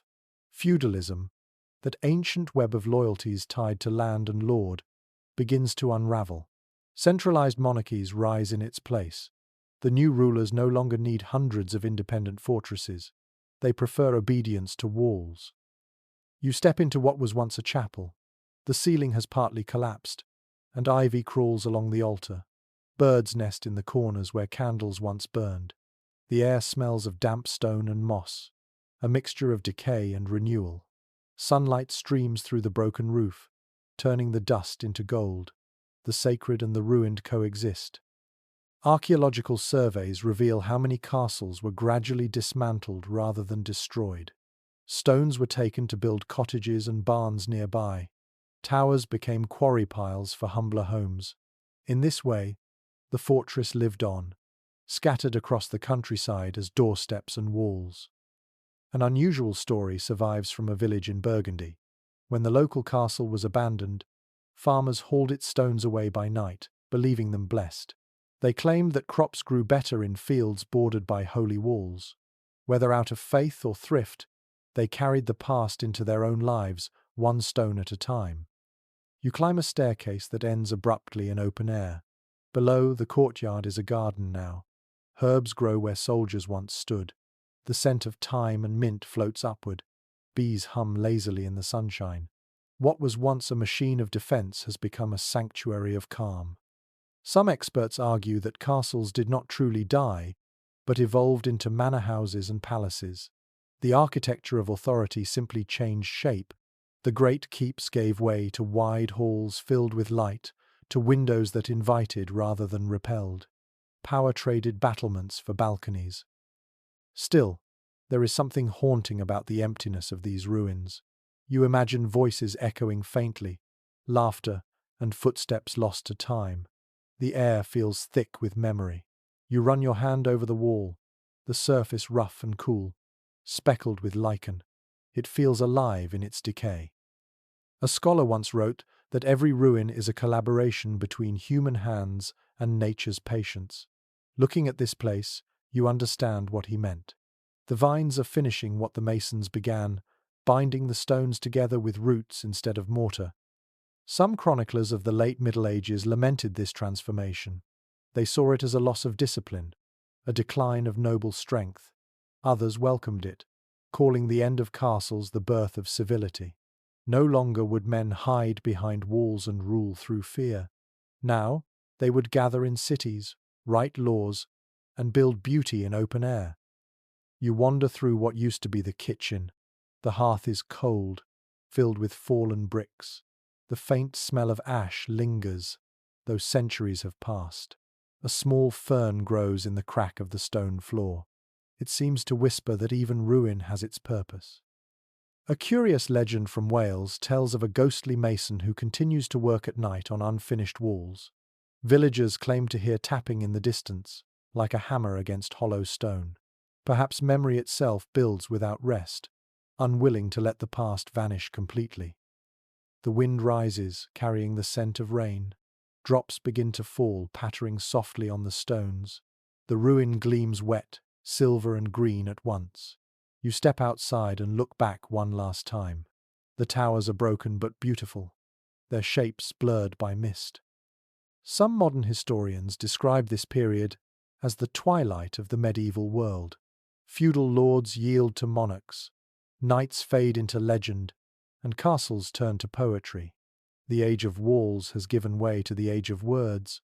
Yet standing here, you sense that the stones are not mourning their fate. They seem almost relieved. The rain thickens, washing the dust from the carvings. The faces of saints and lions emerge faintly once more, as if blinking awake. For a moment, it feels as though the castle breathes again, alive not in battle but in memory.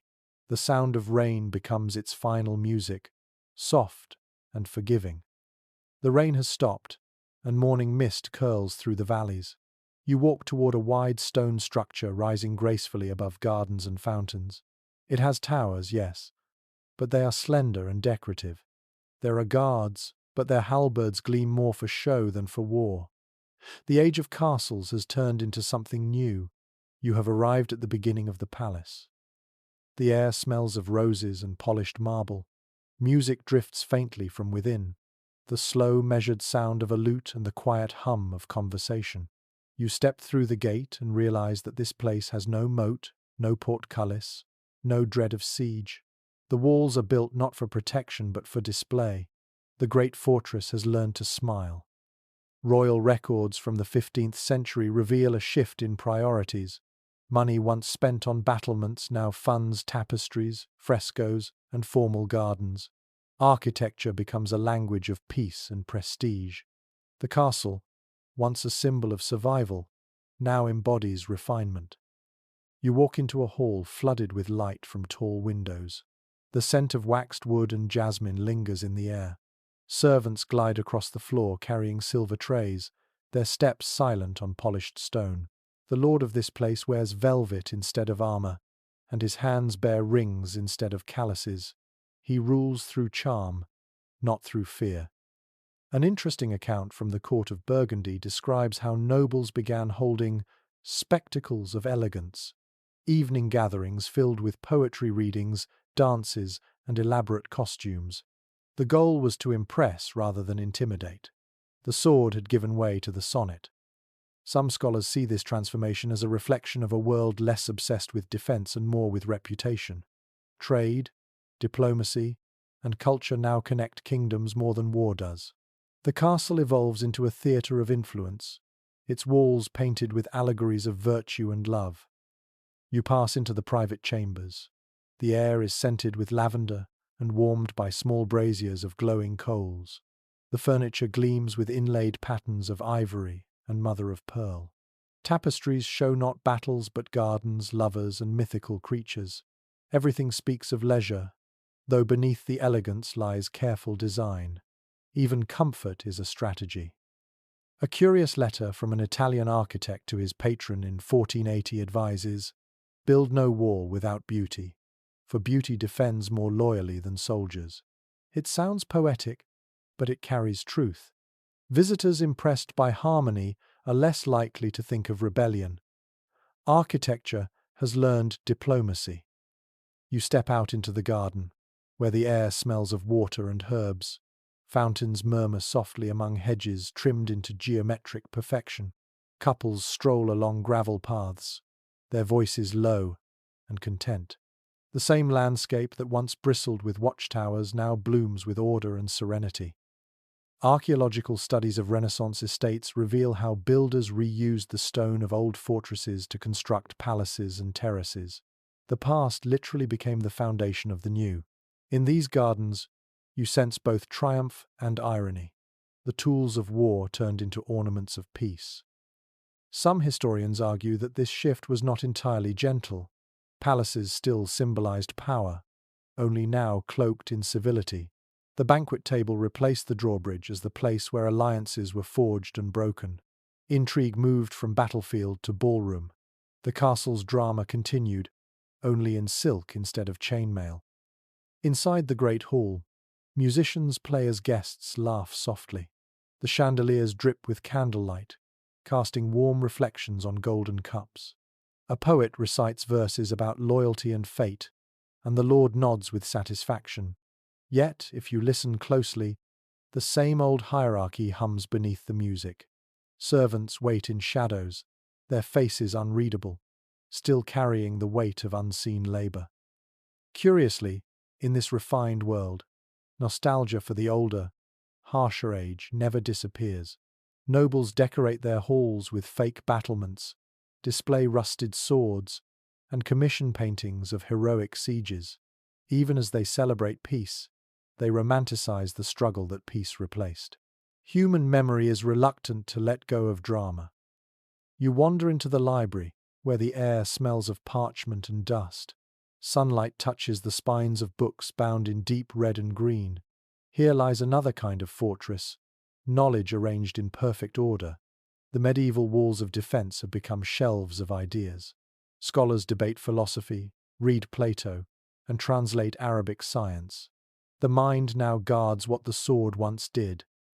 Some experts have said that the palace represents humanity's reconciliation with fear. After centuries of surviving through walls, people learn to build for pleasure. Yet that comfort carries a quiet anxiety of its own. What happens when peace becomes fragile again? The question lingers beneath every polished surface. As night falls, lanterns glow softly in the gardens. Music floats through the windows, mingling with the scent of night-blooming flowers.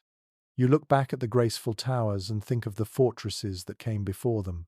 The shapes are familiar, but the spirit has changed. Power has put on its finest clothes and learned to speak softly. In the hush of twilight, the fountains keep flowing, whispering of continuity. The stones beneath your feet, once quarried for castles, now rest content in peace. You breathe in the warm air and realize that the medieval dream of safety has transformed into a new dream entirely, the pursuit of harmony.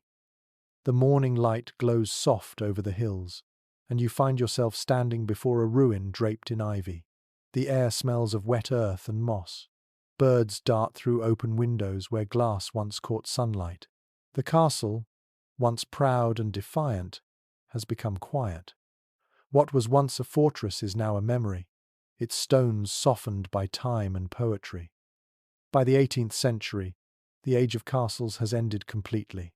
Palaces glitter in cities, armies move with precision, and gunpowder has erased the need for towers. Yet people cannot forget these shapes. Across Europe, travelers begin to climb over crumbling walls, sketching and sighing. The broken silhouette of the past has become beautiful again.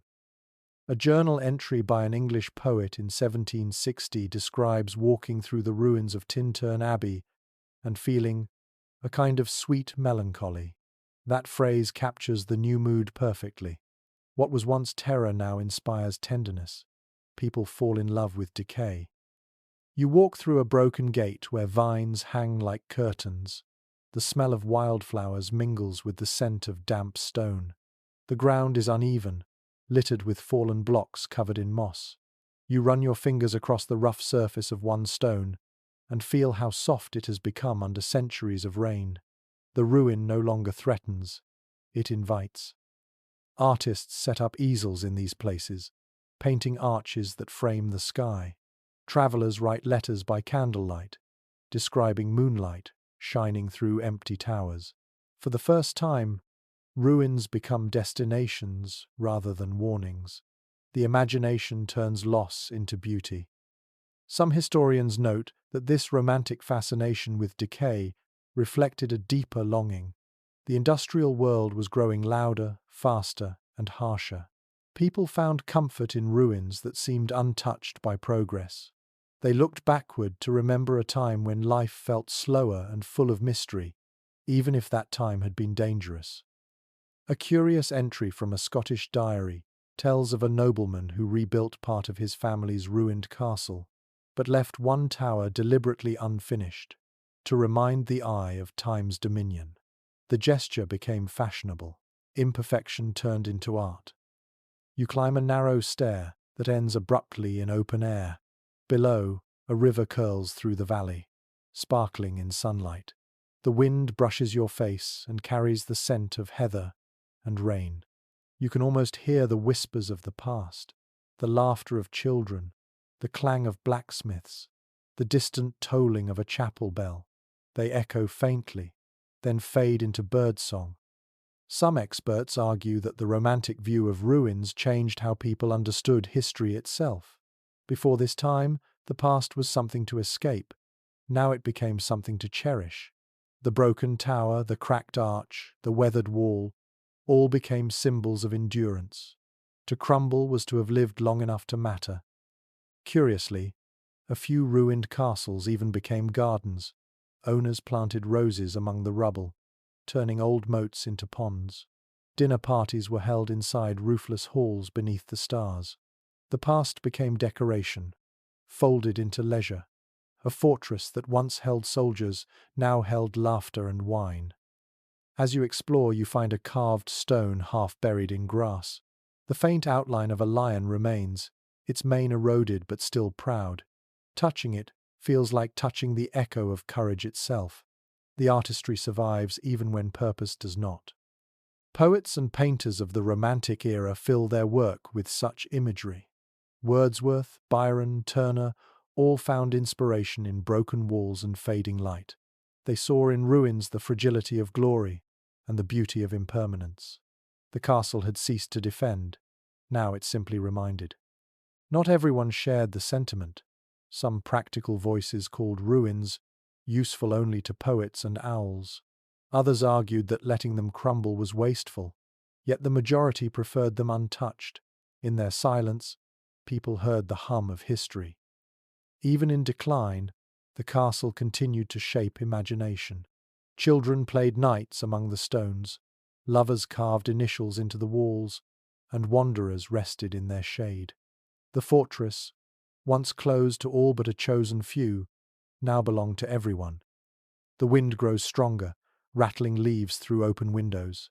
The sunlight shifts, turning the ruins gold for a moment before clouds move in. You feel the weight of time not as sorrow but as peace. Everything changes, yet the shape of endurance remains. Some philosophers of the age began to speak of the sublime, that strange mixture of fear and awe inspired by vastness and ruin. Standing among these fallen towers, you understand the idea completely. The castle, though broken, still commands respect.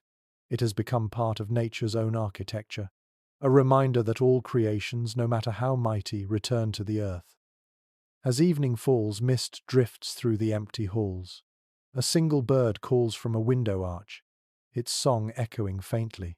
You stand still, breathing the cool air, and realize that the ruins no longer belong to kings or armies.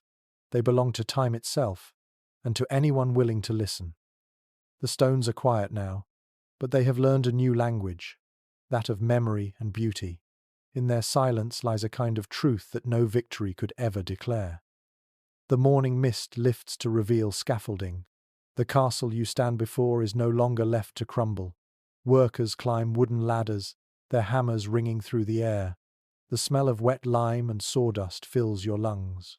A new age has arrived, one that seeks to reclaim the past and polish it until it gleams again.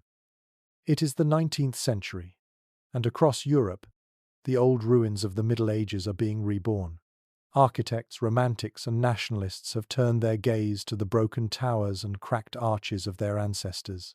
What was once a melancholy symbol of loss has become a blueprint for pride. Official documents from the period describe vast restoration projects commissioned by kings, scholars, and wealthy patrons. They call it preservation, but often it is reinvention. Castles are not merely repaired, they are reimagined. Stone is cleaned, towers rebuilt higher, and interiors filled with stained glass that never existed in their medieval form. History is being dressed for display. You step inside one of these revived fortresses. The floor gleams with fresh polish, and the scent of new wood mingles with the faint chill of old stone. Candles burn in iron sconces made to look ancient but forged only last year. The effect is convincing, almost theatrical. The line between authenticity and imagination has blurred. A fascinating case is the restoration of Carcassonne in France, led by architect Eugène Viollet-le-Duc. His vision was bold and controversial. He added pointed towers and slate roofs based more on medieval romance than on evidence. Critics accused him of fantasy. Admirers praised him for resurrection. The debate continues even now, echoing like footsteps in empty halls. Curiously, many of these restorations were driven by politics as much as by love of history. A restored castle could unite a nation by reminding citizens of shared heritage. Flags flew once again from towers that had been silent for centuries. Stone became an instrument of identity. Some experts argue that this wave of rebuilding created the modern image of the Middle Ages. When people today picture a castle, they often imagine not the rough, smoky keeps of the 12th century, but these polished 19th century versions. The dream has replaced the reality, yet the dream endures because it is beautiful. You wander through a great hall newly painted with coats of arms and bright murals of knights and saints. The air smells faintly of turpentine and oil. Workers on scaffolds dip brushes into buckets of colour, their hands steady despite the height. The soft tapping of mallets comes from above where carpenters fit beams into the restored ceiling.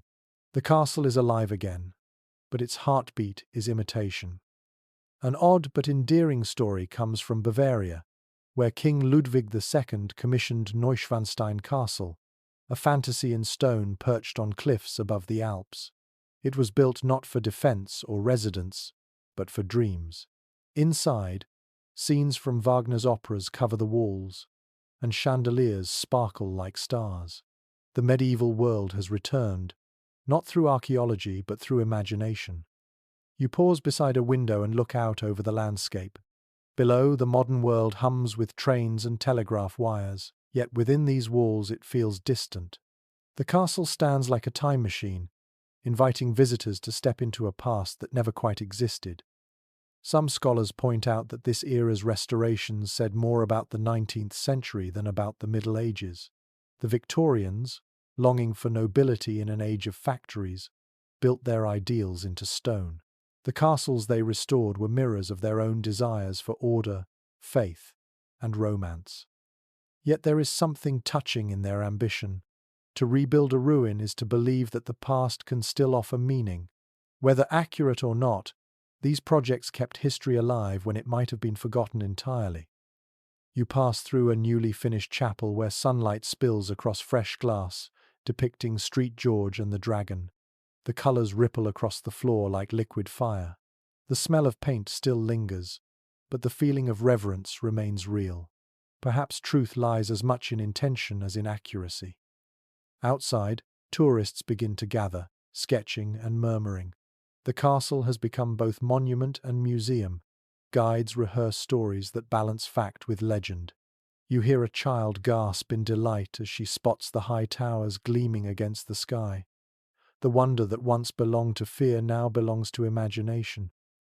A critic writing in 1883 complained that Europe was turning history into a stage for sentiment. He was right, but perhaps that is what people needed. After centuries of conflict and industrial smoke, beauty was a form of healing. As the sun begins to set, the newly polished stone glows golden. Bells ring from a nearby church, mingling with the rhythmic hammering of the last workers finishing their day. The castle, reborn, stands proud once more, its towers sharp and hopeful against the fading light. You realize that this revival, however imperfect, is another kind of legacy. The builders of the 19th century, like the masons of the 12th, are guided by the same desire, to make something last. The shapes have changed, the motives have shifted, but the longing for permanence remains. The wind picks up, carrying the smell of lime and fresh paint. The last worker descends the scaffold, his boots thudding softly against the wood. For a moment, the castle is silent again, poised between memory and invention, caught in the eternal act of becoming. The air smells different now, faintly salty and warm. You are far from Europe, standing before walls that shimmer under the morning sunday. Palm trees sway nearby, and the call of unfamiliar birds echoes over the horizon. The idea of the castle has travelled, reshaped by new lands and new imaginations. Humanity, it seems, carries its fortresses like memories, rebuilding them wherever fear and ambition meet. You walk closer to the walls of a stronghold in the Middle East, its stone glowing pale gold. The towers are squat and solid, designed to endure heat and wind. Inside, the air is cool, filled with the scent of clay and dust. This is not a European castle, yet its purpose feels familiar. Here, too, rulers sought safety, authority, and permanence. Archaeological surveys of Crusader and Islamic fortifications reveal a shared vocabulary of defense: angled gates, circular towers, and layered walls. Some scholars note that ideas flowed both ways along the ancient trade routes. Builders learned from one another across cultures, sometimes through conquest, sometimes through curiosity. A moat dug in England might echo a design first tested in Syria. You climb a set of narrow stairs carved into the wall. From the top, the desert stretches endlessly, shimmering in the heat. Far below, caravans move slowly like dark lines against the sand. The scent of spice and smoke drifts faintly on the wind. The castle here guards not farmland but trade, protecting routes where gold, silk, and stories flow. A curious inscription found on an ancient wall in Cairo reads, "He who builds in stone builds for God." The phrase captures a truth shared by every civilization. Whether in the mountains of Japan, the jungles of India, or the dunes of Arabia, people raise walls to make their lives feel eternal. You travel east in imagination, to the towering castles of Japan. The air here is thick with the fragrance of cherry blossoms and pine. The castles rise gracefully, layered with curved roofs like folded wings. Unlike the cold symmetry of European towers, these structures seem to breathe. Their wooden beams creak softly, their plaster walls shine white against the sky. Historical records describe how Japanese castles, such as Himeji and Matsumoto, were both fortresses and centers of art. Their design combined strategic precision with aesthetic harmony. Moats reflected the sky, and gardens softened the edges of power. Even in war, elegance found a place. Curiously, Earthquakes shaped their design. Builders used interlocking wooden joints that flexed with the earth instead of resisting it. Strength here was measured in movement, not rigidity. The lesson is subtle but profound. Survival depends on the ability to bend. You walk through one of these keeps, your footsteps muffled on the polished floors. The air smells of cedar and smoke. Paper screens slide open with a whisper, revealing rooms of quiet beauty. In a corner, an armored figure kneels before a small shrine. The sword beside him gleams softly. The blend of faith and discipline feels universal, echoing across continents. Some experts have observed that castles across Asia, Africa, and the Americas share a common heartbeat despite their differences. Each reflects its landscape and culture, yet answers the same need for security, hierarchy, and identity. The castle, in every form, is humanity's response to vulnerability. You find yourself now in India, standing before a fortress that glows red in the sunlight. The air smells of dust, incense, and rain.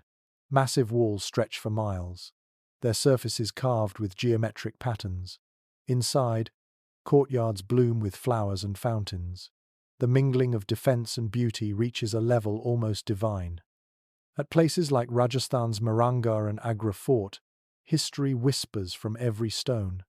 Builders here mastered the art of blending military precision with spiritual grandeur. The sound of temple bells drifts across the ramparts, mingling with the cry of peacocks. You can almost taste the spice in the air, sharp and sweet. A letter from a 17th century traveller describes standing in awe before these eastern fortresses, calling them palaces of thunder and prayer. The phrase captures their dual spirit perfectly, protection woven with devotion. You journey onward to Africa, where the castles of Ethiopia rise above green highlands. Their basalt walls stand dark and powerful against the clouds. The smell of rain-soaked soil fills the air. In the city of Gondar, towers and courtyards blend European, Arabian, and local influences into a design entirely their own. Here, castles became seats of empire and symbols of divine kingship.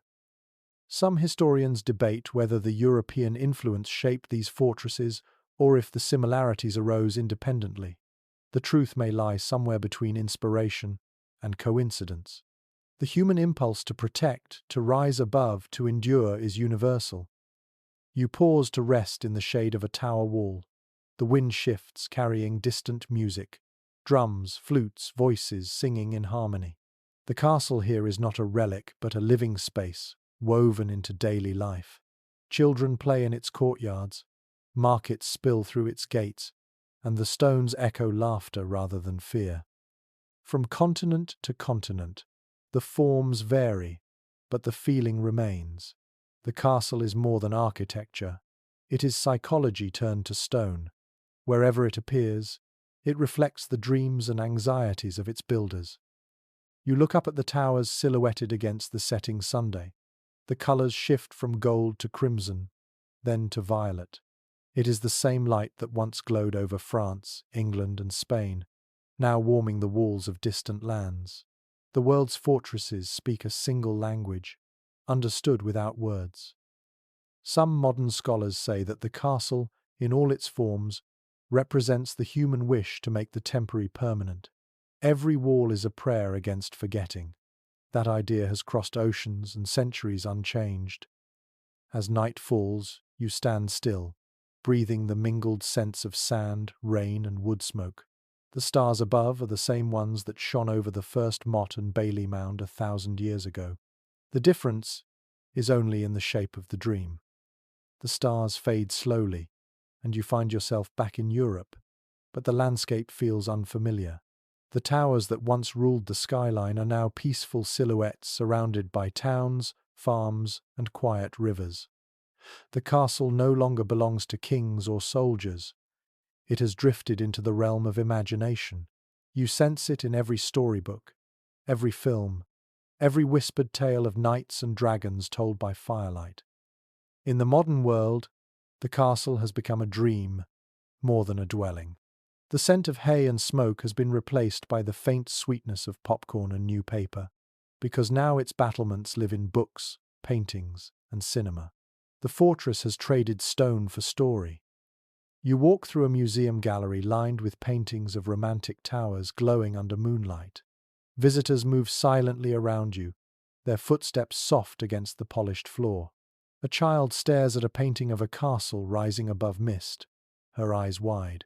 That same vision once inspired lords to build and poets to write. It lives again here, without mortar or fear. Film archives tell us that early 20th century directors used castles as symbols of both wonder and menace.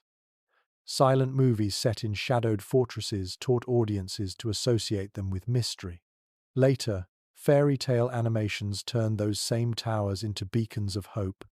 The castle learned to smile again, not as refuge or prison, but as fantasy. Curiously, historians have noted that even fictional castles borrow details from reality. The high curtain walls and narrow staircases of Dracula's fortress echo Transylvanian ruins. The graceful towers of storybook palaces borrow lines from Loire Valley Chateau. Imagination builds upon the skeleton of history, reshaping what time has left behind.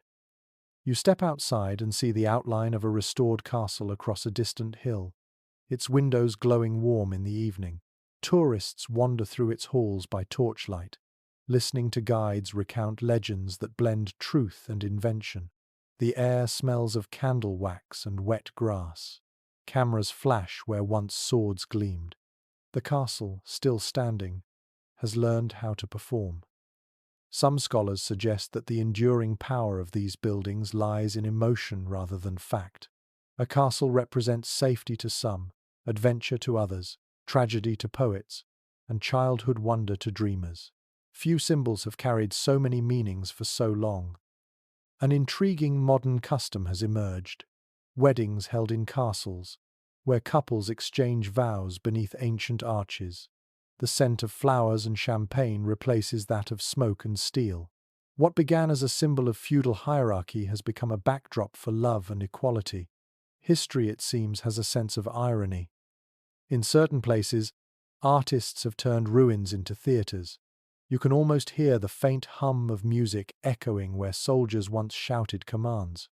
Light projections paint colour on ancient stone, creating illusions of stars and water. The past becomes part of the performance, a participant rather than a witness. A curious example comes from a castle in Wales, where local villagers stage plays inside its courtyard each summer. Their laughter mingles with birdsong, and the audience sits where knights once gathered before battle. It is not restoration or reenactment, it is reclamation. The people have taken their heritage and filled it with joy. You walk along a quiet street as dusk deepens. The faint outline of a castle appears behind rooftops, its shape softened by distance. Streetlights glow, and the smell of rain hangs in the air. For a moment, it feels as though the centuries are overlapping. Somewhere inside, a musician practices violin, and the melody drifts through an open window, like memory reborn. Some thinkers argue that the modern fascination with castles is a way of reconciling progress with nostalgia. The world moves forward with machines and glass towers, yet people still crave stone, silence, and stories. Castles satisfy that longing, offering a glimpse of endurance in an age obsessed with change. In fantasy novels and films, the castle stands eternal. It is the seat of kingdoms, the lair of villains, the sanctuary of heroes. Dragons perch on its towers, ghosts wander its halls, and kings are crowned in its shadow. Through fiction, the castle has achieved the immortality that history denied it. You imagine standing at the gate of such a storybook fortress. The torches flicker, the drawbridge lowers, and a warm wind carries the scent of rain and roses. For a heartbeat, you can almost believe it is real. That is the gift of imagination, to rebuild the unbuildable and to live, for a moment, inside a dream. Even scholars, those guardians of fact, cannot resist the magic. Many confess that their first love of history began with castles seen in childhood, drawn in pencil or glimpsed on holiday. Those towers still whisper to them through the years. They represent not only the past but the persistence of wonder. The night deepens now. Across the valley, lights glow where the ancient walls stand. The air is quiet, heavy with dew. You realize that the castle, once a fortress, has become a mirror for human hope. Whether rising in film, rebuilt in stone, or imagined in stories, it remains a symbol of what people fear to lose and what they long to protect. The wind rustles through the grass, carrying a faint echo of distant bells. You look up at the stars, and they shimmer above the silhouette of the towers. The castle endures, no longer a place of war, but a home for memory, imagination, and the quiet dream of safety. Morning light falls gently on the world you now know so well. A castle stands before you, tall but peaceful, its reflection shimmering on a still lake. The scent of wet grass mingles with that faint mineral smell that old stone always carries. Birds perch along the battlements, unconcerned. It is no longer a fortress or a ruin or a dream of power.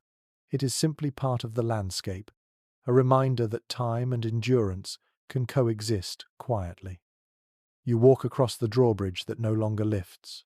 The chains are rusted, the wood smooth from centuries of footsteps.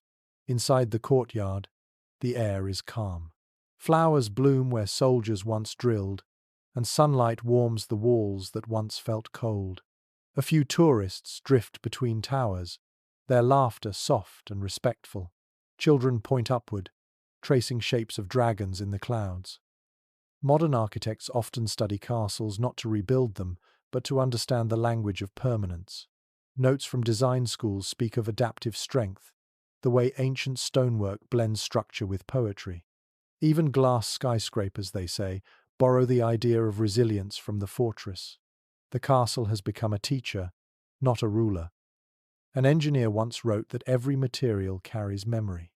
Looking at these stones, you sense that truth deeply. The chisel marks remain faintly visible, the fingerprints of forgotten masons still pressed into history. These walls are alive with the ghosts of effort. They do not mourn the past, they hold it gently.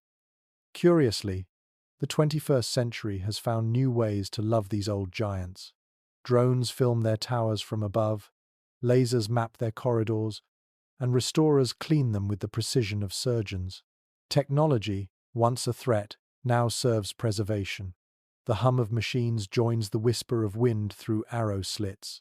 The old and the new breathe together. You climb a narrow stair to the highest tower. The air grows cooler, carrying the faint smell of rain. At the top, the view unfolds in every direction. Forests, rivers, and roads stretching into the horizon. Cars glide silently along highways that follow the same paths as medieval trade routes. The past and present sit side by side like old friends. Some historians call castles the fossils of civilization. Others prefer the bones of memory. Both are true, yet standing here, the castle feels more like a living organism than a fossil. It changes with every century, its purpose shifting with the people who inherit it. From fortress to home, from ruin to symbol, it remains faithful to one role: to hold human imagination steady against the flow of time. A quiet moment settles over the tower. The wind brushes your face, cool and clean. You close your eyes and hear centuries overlapping. The clang of a hammer, the prayer of a monk, the laughter of a child, the hiss of a cannon, the hum of a drone. The castle contains them all, layered like echoes. Some thinkers now describe heritage itself as a kind of defense, not against armies but against forgetting. The walls that once kept enemies out now keep stories in. They remind us that every generation builds, falls, rebuilds, and dreams again. You descend slowly, touching the stone as you go. Each step feels both ancient and present. In the courtyard, a guide begins to speak to a group of visitors. Her voice carries gently. These walls have seen everything: fear, love, silence, and celebration. They are us, in stone. The group listens quietly, the sound of her words blending with the coo of pigeons and the rustle of trees. Outside the gate, the sun has climbed higher. The air smells of grass and distant rain. The castle stands behind you now, calm and patient. It has outlived empires and fashions, yet it does not boast. Its beauty lies in its endurance, its ability to remain while the world changes around it. Somewhere, a bell rings from a nearby church. The sound rolls across the fields, soft and resonant. You pause, breathing deeply, feeling that slow rhythm of time that castles always teach. Everything passes, yet something always remains. As you walk away, the path feels warm under your feet. You glance back one last time. The towers glow pale against the blue sky, their reflections trembling in the lake. The air is quiet, filled only with wind and memory. The story of castles is no longer one of conquest, but of continuity. They have become part of us, patient, enduring, and endlessly reborn in stone, story, and imagination. Now the day fades. The horizon turns gold, then rose, then deep blue. The castle's windows glimmer like sleepy eyes as evening comes. You breathe slowly, letting the quiet settle around you like a blanket. The towers blur as dusk deepens. Somewhere, an owl calls. The air grows cooler, softer, until even the wind sounds like a sigh. You feel the world slowing, every heartbeat gentler than the last. Close your eyes. The story lingers like candlelight behind them, steady and warm. The castles still stand, not in battle but in memory. They wait in the dark, watching over the dreams of those who still imagine safety, beauty, and time itself held still for a moment longer. Sleep now. The walls are strong, the night is kind, and history keeps its quiet watch. The light fades to silver and the air cools. You lie back in the quiet of your imagination, hearing the faint echoes of footsteps fading into stillness. The story that began with rough earth and wooden towers has reached its rest. All the clamour, the hammering, the voices of masons and kings dissolve into soft breath and wind. You imagine the first builder lifting a stone, his hand trembling with effort and hope. You imagine the last visitor closing a gate behind her at twilight, pausing to listen to the sound of her own footsteps on the bridge. Between those two moments lies 1,000 years of human longing, for safety, for meaning, for something that will last longer than a lifetime. The world outside quiets. The castle in your mind stands steady beneath the stars. Its windows glow faintly as if remembering every story ever told within its walls. The air smells of rain and grass, familiar and calm. You breathe slowly. The noise of history fades until only the rhythm of your own breath remains. Every inhale feels like drawing in the strength of stone. Every exhale lets go of the centuries. The ground beneath you is solid, patient, eternal. In this stillness, the towers become mountains, the walls become sleep itself.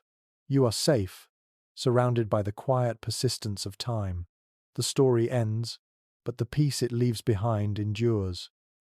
Now, rest. The world outside can wait. The castle keeps its vigil, silent and kind. Its gates are open only to dreams. Sweet dreams.